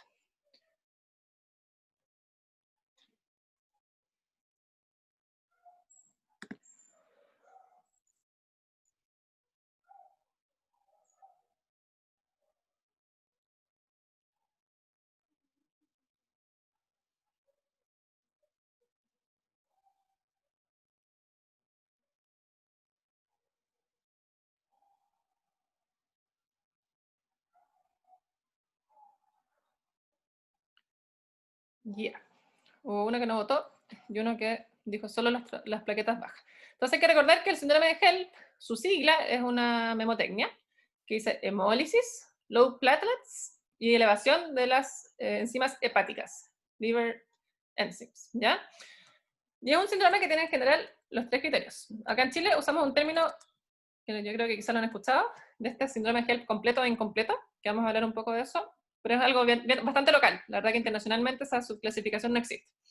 Entonces, esta sigla significa hemólisis, que se va a objetivar con la LDH sobre 600, porque como yo les decía, anemias en el embarazo van a haber varias causas, pero tiene que ser una anemia hemolítica, que como les decía, la LDH se va a elevar en estos casos siempre, pero no siempre que hay elevación de LDH es por hemólisis. ¿Ya? Afortunadamente, la mayoría de los pacientes con LDH elevado no va a tener hemólisis. ¿Ya? Transaminasas elevadas, acá dice sobre 70, pero en general también se dice sobre el doble del valor basal. Y la trombocitopenia bajo 100.000, que ese es el corte a nivel internacional. Sin embargo, vamos a ver que hay una subclasificación, que a veces va a considerar también las plaquetas bajo 150.000 como uno de los criterios de este HELP como incompleto que acá en Chile le llamamos. Entonces, esta paciente, si vemos sus exámenes, cuando ingresó a la urgencia, estaba hemoconcentrada, con una hematuritis de 46%, es poco probable que tenga una anemia hemolítica en el fondo, tenía plaquetas de 61.000, evidentemente bajas, transaminasas elevadas, LDH elevada. Ya, por lo tanto, esta paciente tenía un síndrome de HELP, perdón, al comienzo, cuando llegó, ¿ya? Ahora, la duda acá era si tenía hemólisis o no. Y en el fondo, con 46% de meteorito es dudoso. Lo ideal sería tener un hemograma con frotis, en que quizá cabrían esquistocitos de todas formas, pero en rango bajito, versus después, que evidentemente cae más el hematolito. Ahora, si recuerdan, esta paciente hizo una hemorragia posparto, ¿verdad? Hizo una hemorragia posparto, requirió sutura de Belinch, requirió uterotónicos. Por lo tanto, acá muchas veces no cae en la duda y dice ya, esa caída del 10% quizás no fue por hemólisis, sino que fue por la hemorragia. Y acá es importante, como yo les comentaba, solicitar el frotis, ver cómo está la bilirubinemia, si hay un aumento significativo de la bilirrubina no conjugada, todo eso va orientando en el fondo a que hay hemólisis, que ya vamos a ver por qué es importante aclarar si había o no.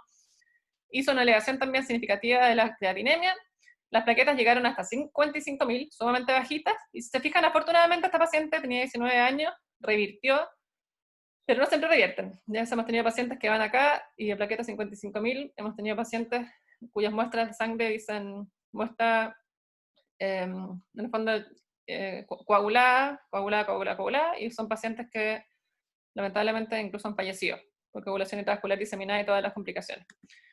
Entonces, como yo les comentaba, habitualmente acá en Chile utilizamos esta clasificación, que es la clasificación de Tennessee, que son los criterios diagnósticos que tenemos súper incorporados del síndrome de HELLP, pero también existe esta clasificación de Mississippi, ¿ya? Que en el fondo habla de síndrome de HELLP tipo 1, tipo 2 y tipo 3, y en el fondo acá incorpora este subgrupo en que las plaquetas están entre 100.000 y 150.000, que en el fondo con nuestra clasificación no entraría como síndrome de HELLP, pero ellos sí lo clasifican porque en el fondo este grupo, versus una paciente con preeclampsia severa solamente, también va a tener mayor morbilidad, ¿ya? Por lo tanto es importante tener en cuenta que este grupo, que es el HELP incompleto que le llamamos nosotros acá en Chile, va a tener una morbilidad asociada mayor a una paciente con plaquetas en el fondo sobre 150.000. Y eso es lo que han visto varios estudios que en el fondo hacen la clasificación entre el HELP con plaquetas bajo 50.000, que fue casi nuestra paciente, la paciente con plaquetas entre 50.000 y 100.000, y la paciente con plaquetas entre 100.000 y 130.000, y en el fondo comparado con la preeclampsia severa sin HELP, tienen en general outcomes peores, ¿ya? Acá no es tan significativo los primeros dos outcomes, pero sí en cuanto al síndrome de distrés respiratorio, necesidad de ventilación mecánica y en el fondo infarto y paro cardiorrespiratorio, o eventos cardiovasculares, fíjense, 12%, sumamente alto, o sea, 1 de cada 10 pacientes, versus 4% versus 6% de preeclampsia severa. Ya, por lo tanto, el concepto es que el síndrome de HELP tiene mucho peor pronóstico que una preeclampsia severa por otro criterio, al igual que la eclampsia, ¿ya? Porque en el fondo habla de un daño endotelial súper significativo, de una activación de la cascada de coagulación, y en el fondo, si uno ve esos exámenes alterados, si uno ve esto en un paciente de cualquier etiología, un politraumatizado, un paciente séptico, evidentemente uno se asusta. Esta es una paciente en el fondo que tiene un daño de órgano blanco súper significativo y que está a un paso en el fondo de tener un daño irreversible que muchas veces le puede generar incluso la muerte, ¿ya? ¿Y de qué fallecen estas pacientes con síndrome de HELP? Estos son, en el fondo, ¿qué presentaron las pacientes con mortalidad por preeclampsia severa? Stroke, en un porcentaje significativo, casi el 50%, paro cardiorrespiratorio, coagulación intravascular diseminada, distrés respiratorio, falla renal, sepsis. Hemos tenido pacientes, por ejemplo, con hematomas subcapsulares hepáticos rotos, que quedan laparostomizadas, que quedan en la UCI un mes, con múltiples reintervenciones quirúrgicas, que se infectan a veces con pseudomonas. Hemos tenido pacientes, una vez tuvimos una paciente que estuvo 3 meses hospitalizada, que terminó en cirugía, con múltiples fístulas abdominales secundarias a este hematoma subcapsular hepático, que finalmente se infectó, y se sobreinfectó, no conoció a su bobita casi hasta los 3 meses, porque estuvo en aislamiento por una pseudomonas. Ese fue un caso, pero del terror, ¿ya? Falla hepática y encefalopatía hipóxica también. Y esto, al igual que las fallas renales, son causas en el fondo de secuelas de por vida. Cuando no les cuesta la vida a las pacientes, y estos casos lamentablemente los hemos visto, y les tenemos mucho miedo y respeto. Diagnósticos diferenciales, siempre hay que tenerlos en consideración. ¿En qué contextos? Evidentemente en cuadros de preeclampsias severas, atípicas. Hemos tenido pacientes con cuadros de hematoma subcapsular hepático antes de las 20 semanas. En el fondo hemos dicho que eso no es preeclampsia hasta que se demuestre lo contrario. Puede ser un lupus agudo, un púrpura trombocitopénica trombótica, un síndrome hemolítico urémico. Este es el síndrome anticuerpo antifosfolipio, como un debut de SAF. Púrpura trombocitopénico trombótico, síndrome hemolítico urémico, el lupus reuizado, que es la crisis lúpica, ¿ya?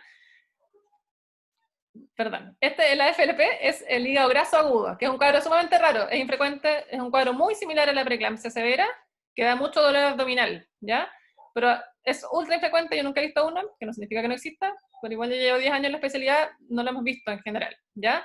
Pero sí hemos visto síndrome hemolítico urémico, hemos visto púrpura trombocitopénico trombótico, y hay que considerarlos, sobre todo en estos pacientes que hacen estos cuadros sin otro contexto, con screening normal, con guagua normal, y sobre todo en edades gestacionales precoces o fuera del rango de la preeclampsia, uno tiene que sospechar en el fondo las causas.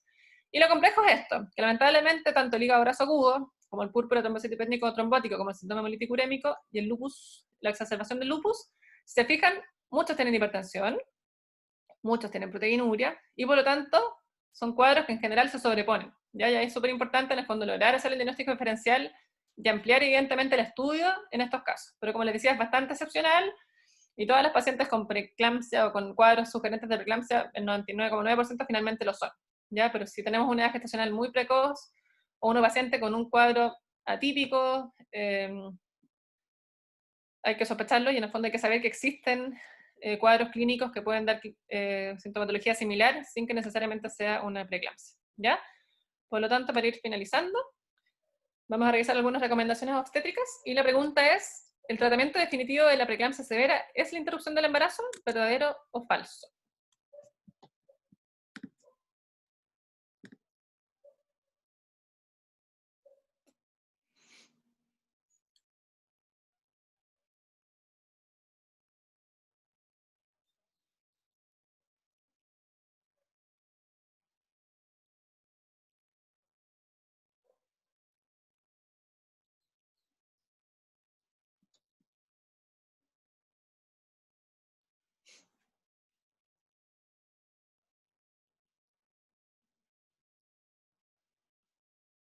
¿Alguien puso falso? El 23 personas dijeron verdadero. El que puso falso quizá quiso decir que quizás es una indicación relativa, pero la verdad que no es relativa. Ya el tratamiento de la preeclampsia severa es la interrupción. Ahora, en ocasiones relativizamos esa indicación porque la complejidad de nuestra especialidad es que tenemos un binomio. Y evidentemente, si tenemos una paciente con 24 semanas y una preeclampsia severa, uno sabe que ese fetito no tiene ninguna posibilidad de sobrevivir sin corticoides, y en esos casos intentamos hacer un manejo expectante, pero el concepto es que la preeclampsia severa se interrumpe, y con eso se revierte, ya en la mayoría de las veces. Y la siguiente pregunta es, ¿cuál de las siguientes acciones no corresponde al sulfato de magnesio?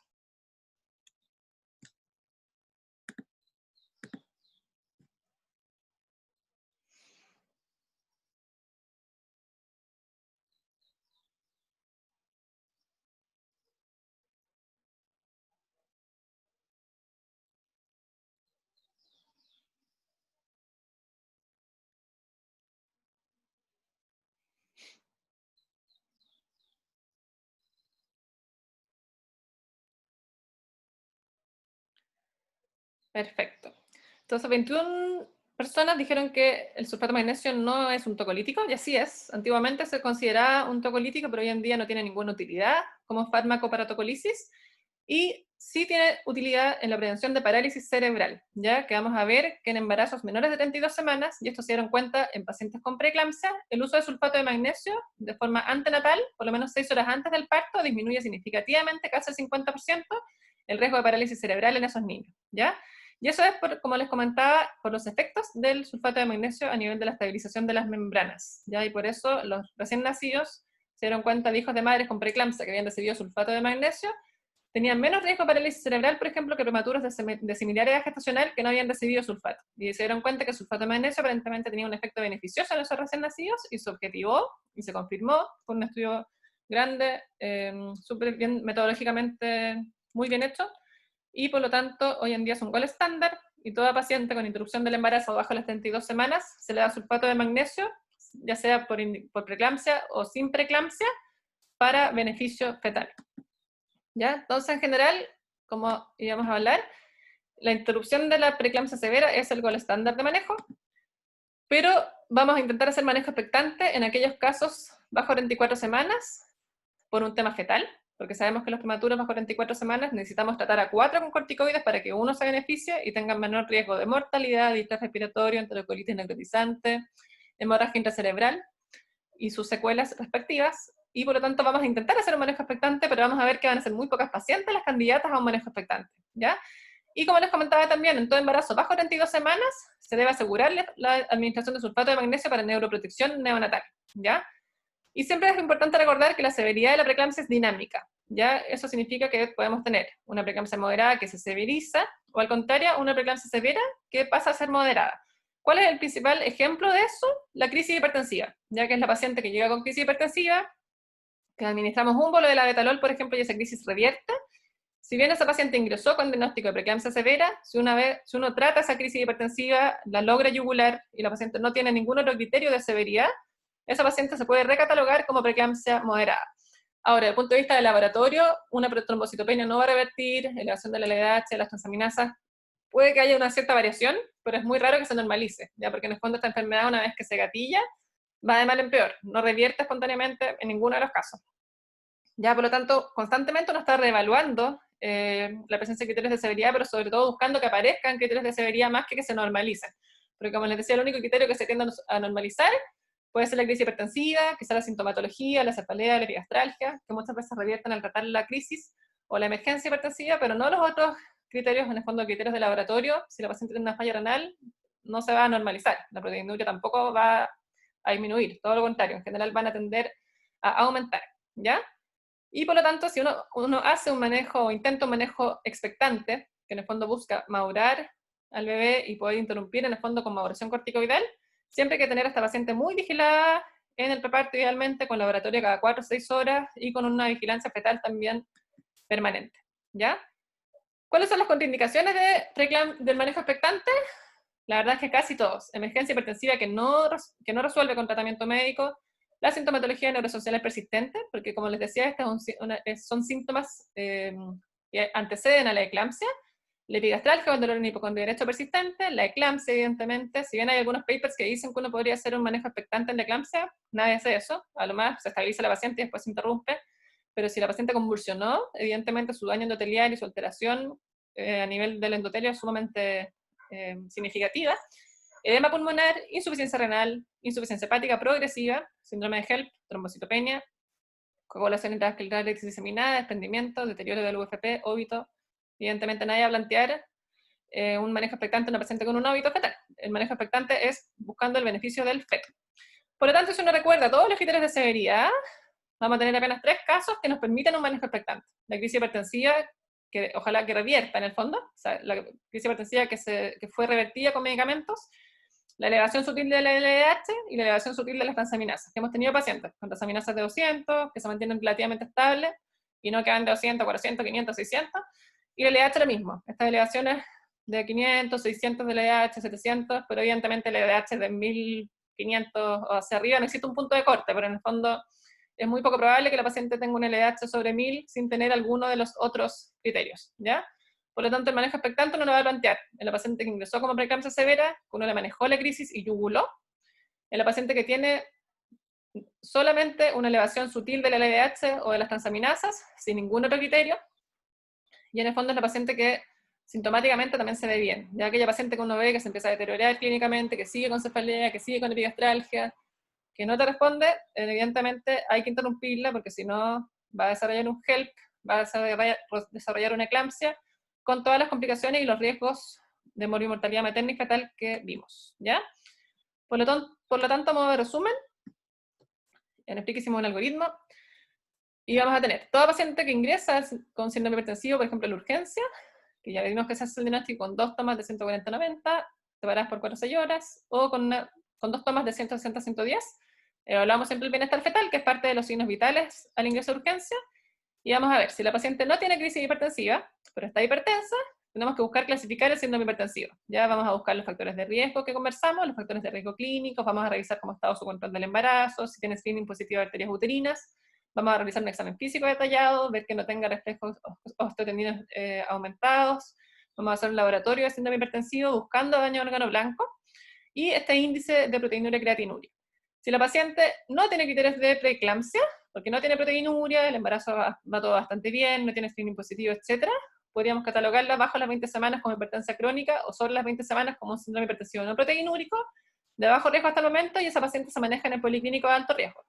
Si en cambio encontramos al laboratorio, en los factores de riesgo, al examen físico, criterios sugerentes de preeclampsia o tiene proteinuria, vamos a buscar si tiene criterios de preeclampsia severa o de síndrome de HELP.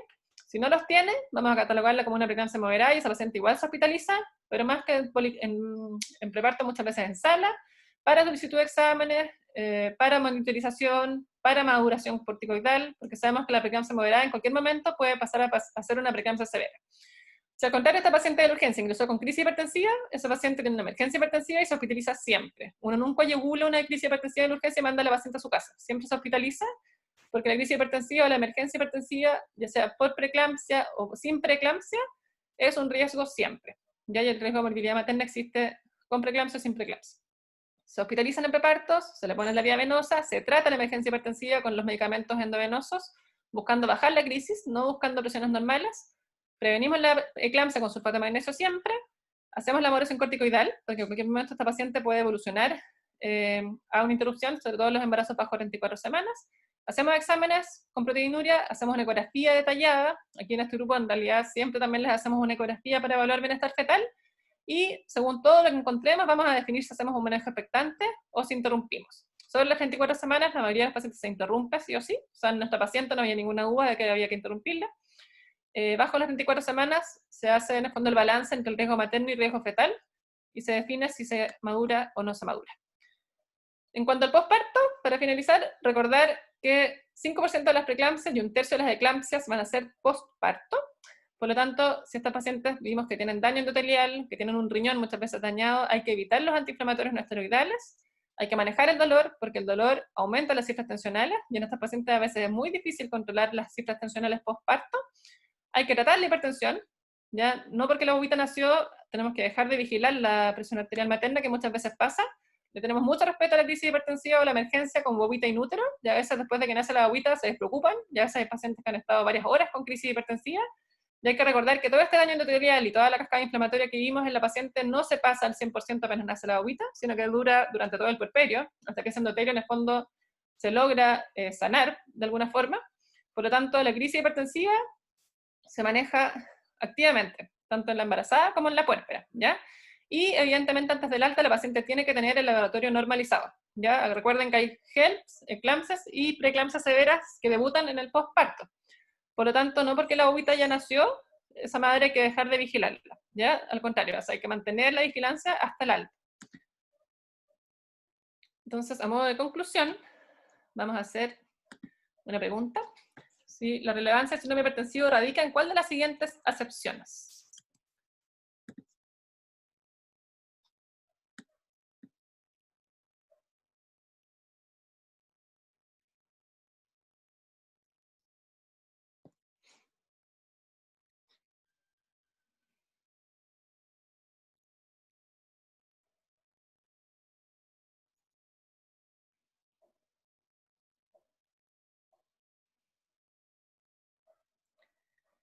Bien, entonces evidentemente esta patología es importante que ustedes la sepan, ya vayan a ser médicos generales, generales de zona, vayan a trabajar en consultorio o vayan a ser especialistas. Es importante que la tengan en consideración en todas las pacientes embarazadas. ¿Por qué? Porque ya vimos que tiene una incidencia sumamente alta, en un mínimo de un 10%. Nuestra población chilena, el síndrome hipertensivo en global, es entre un 12 a un 15% de nuestra población gestante. Tiene un fuerte impacto en la salud materno-fetal, o sea, es fuente importante de mortalidad materna y fetal y de morbilidad, tanto a corto como a largo plazo. Y es súper importante que la identificación oportuna y sobre todo la prevención disminuyan significativamente la mortalidad por este grupo de patologías o por este síndrome, ¿ya? Por lo tanto, es súper importante lo que hablamos, o sea, uno puede prevenir esta enfermedad, que antes no se podía, y antes lo único que hacíamos en el fondo era evitar, ojalá, la preeclampsia severa, la eclampsia, el síndrome de HELP.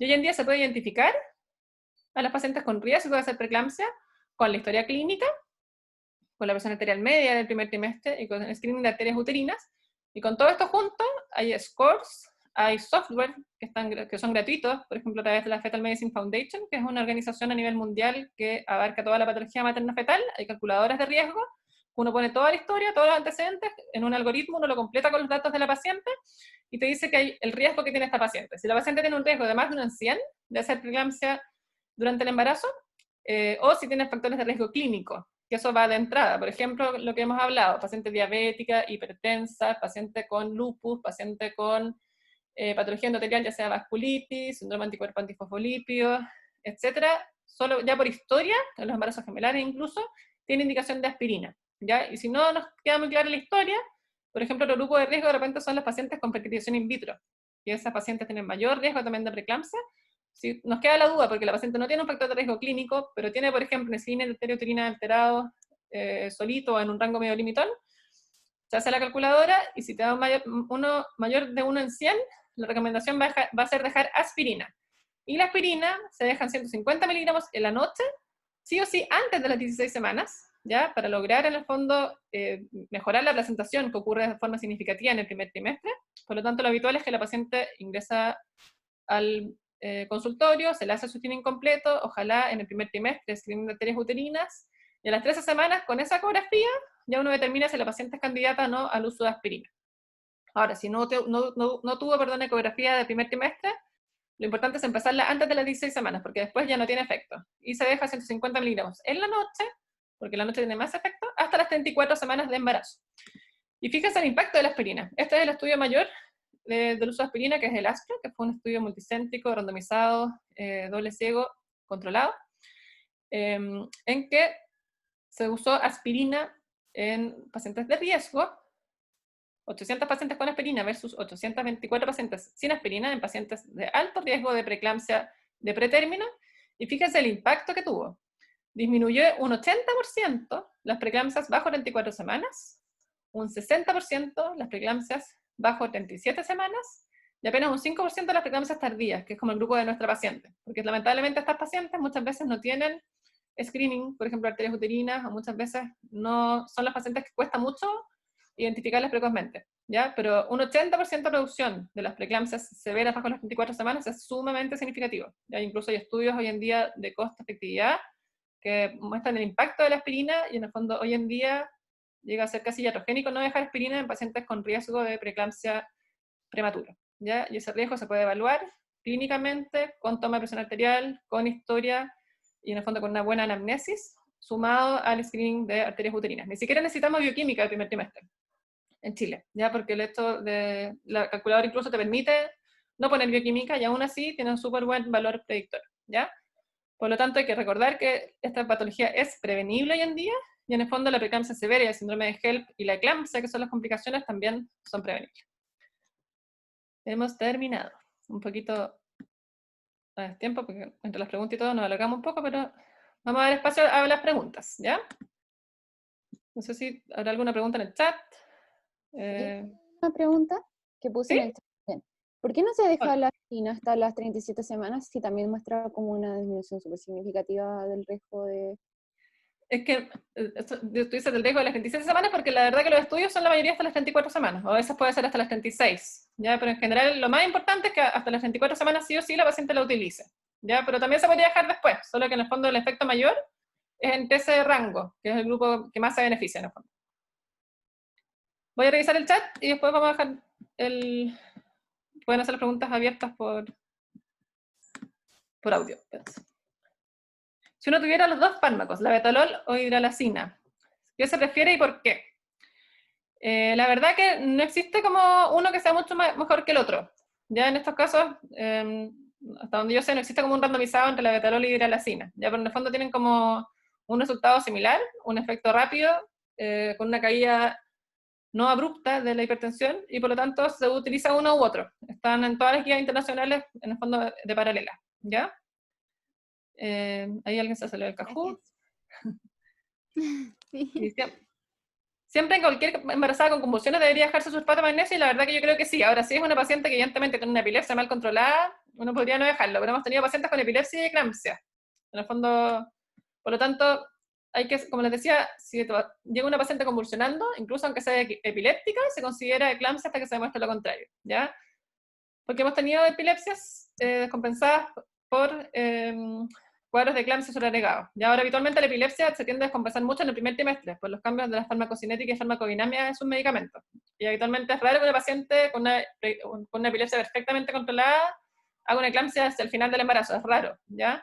Por lo tanto, insisto que uno sospecha la eclampsia y esa paciente no tiene ni una contraindicación de dejarse sulfato de magnesio. En el mejor de los casos se le deja y después se le suspende, ¿ya?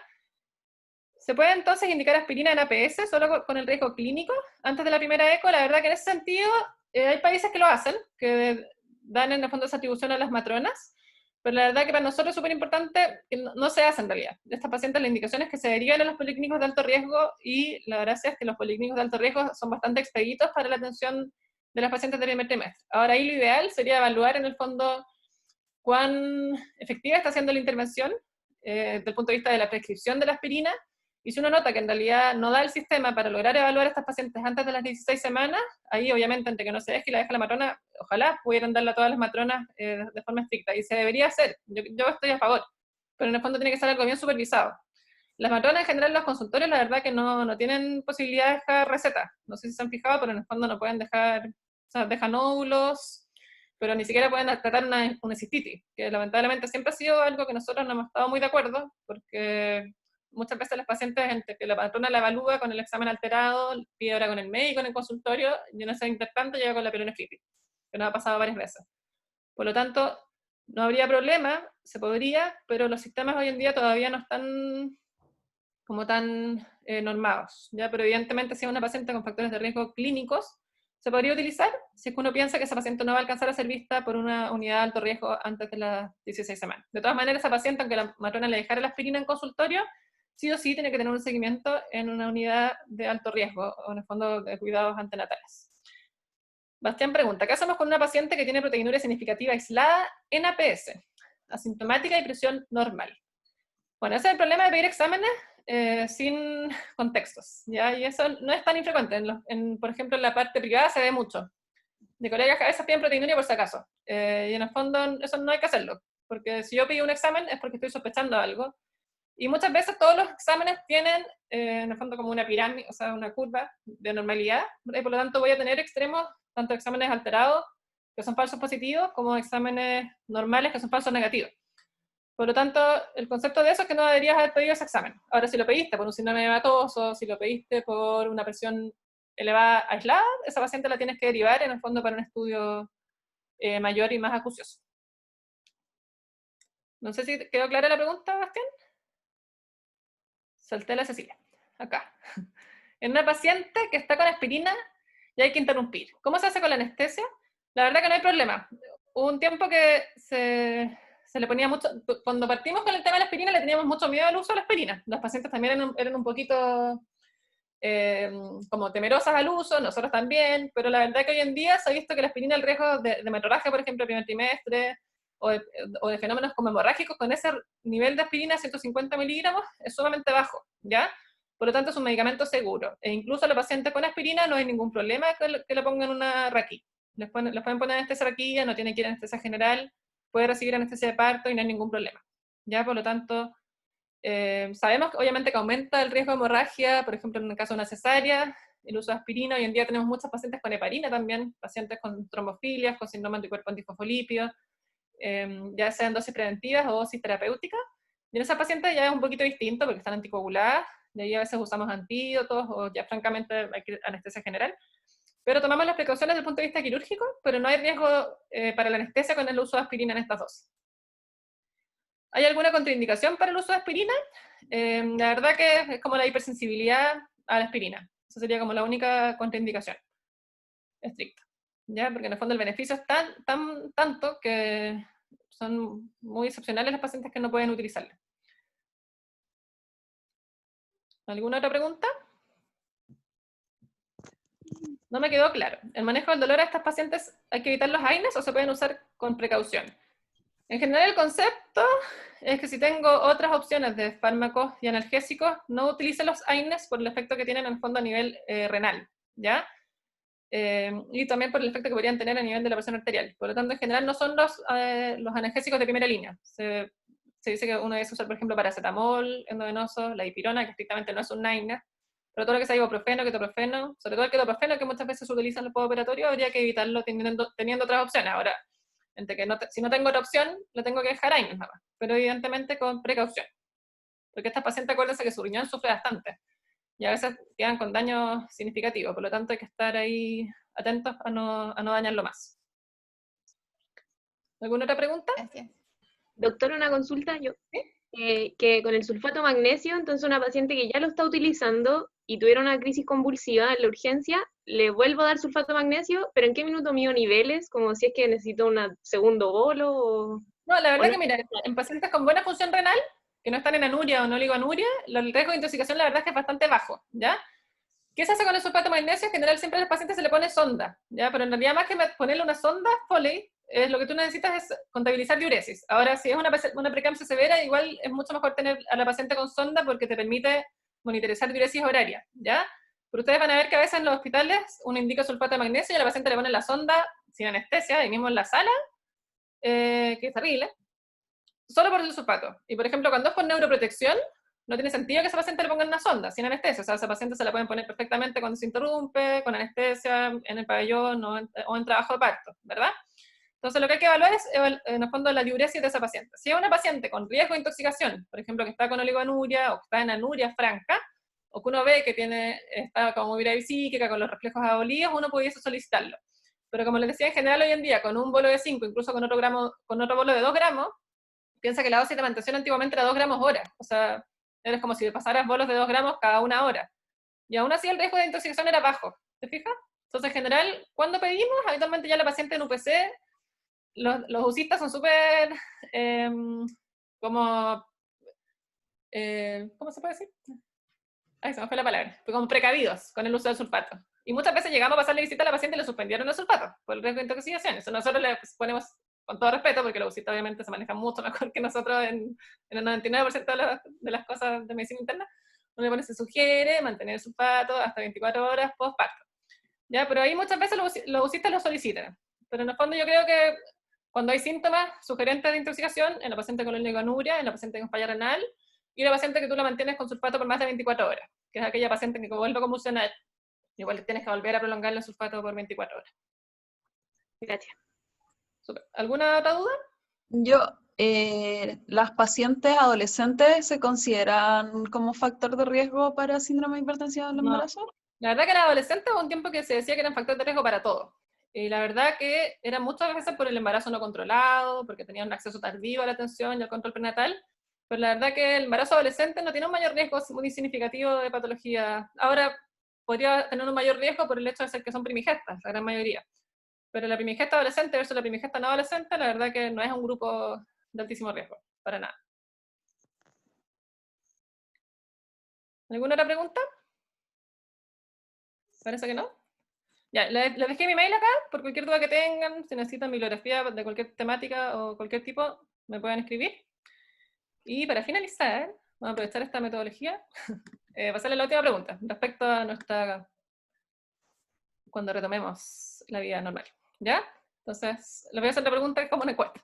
Es una sola. ¿Qué enunciado representa mejor su opinión respecto a la teleeducación? Que es lo que han tenido durante estos últimos meses. ¿Andro es hombre o mujer? ¿Quién es Andro? No sabe. Hombre, doctora. ¿Cuál es tu nombre? No ha hablado el Andro. Se llama Andro y es hombre. Soy yo, ¿me escuchas? Ahora sí. Ahí está. Es que no sé Sí. quién eres, porque no veo los nombres, no sé por qué. Ahora sí. ¿Cómo te llamas? Andro. Andro, perfecto.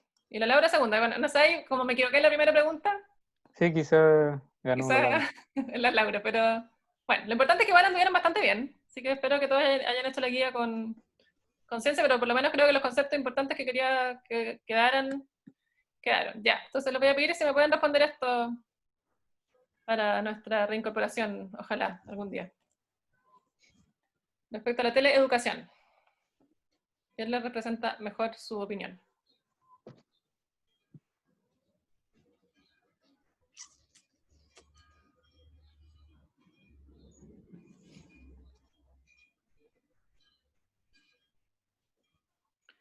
Perfecto, entonces, en general es algo favorable aparentemente. Vamos a sacarlo en pantallazo aquí. Para el futuro. Ya, súper. Entonces, estaríamos ok con nuestro paso. Como les decía, cualquier duda que tengan me pueden escribir a mi email. Y estaríamos terminando la presentación. Súper. No sé cuándo nos vemos, porque por ahora no tengo más pasos agendados con ustedes, pero probablemente cualquier cosa que surja me van a pedir ahí ayuda, ¿ya? Un gusto, qué rico verle las caras, porque en quinto nadie pone pantalla.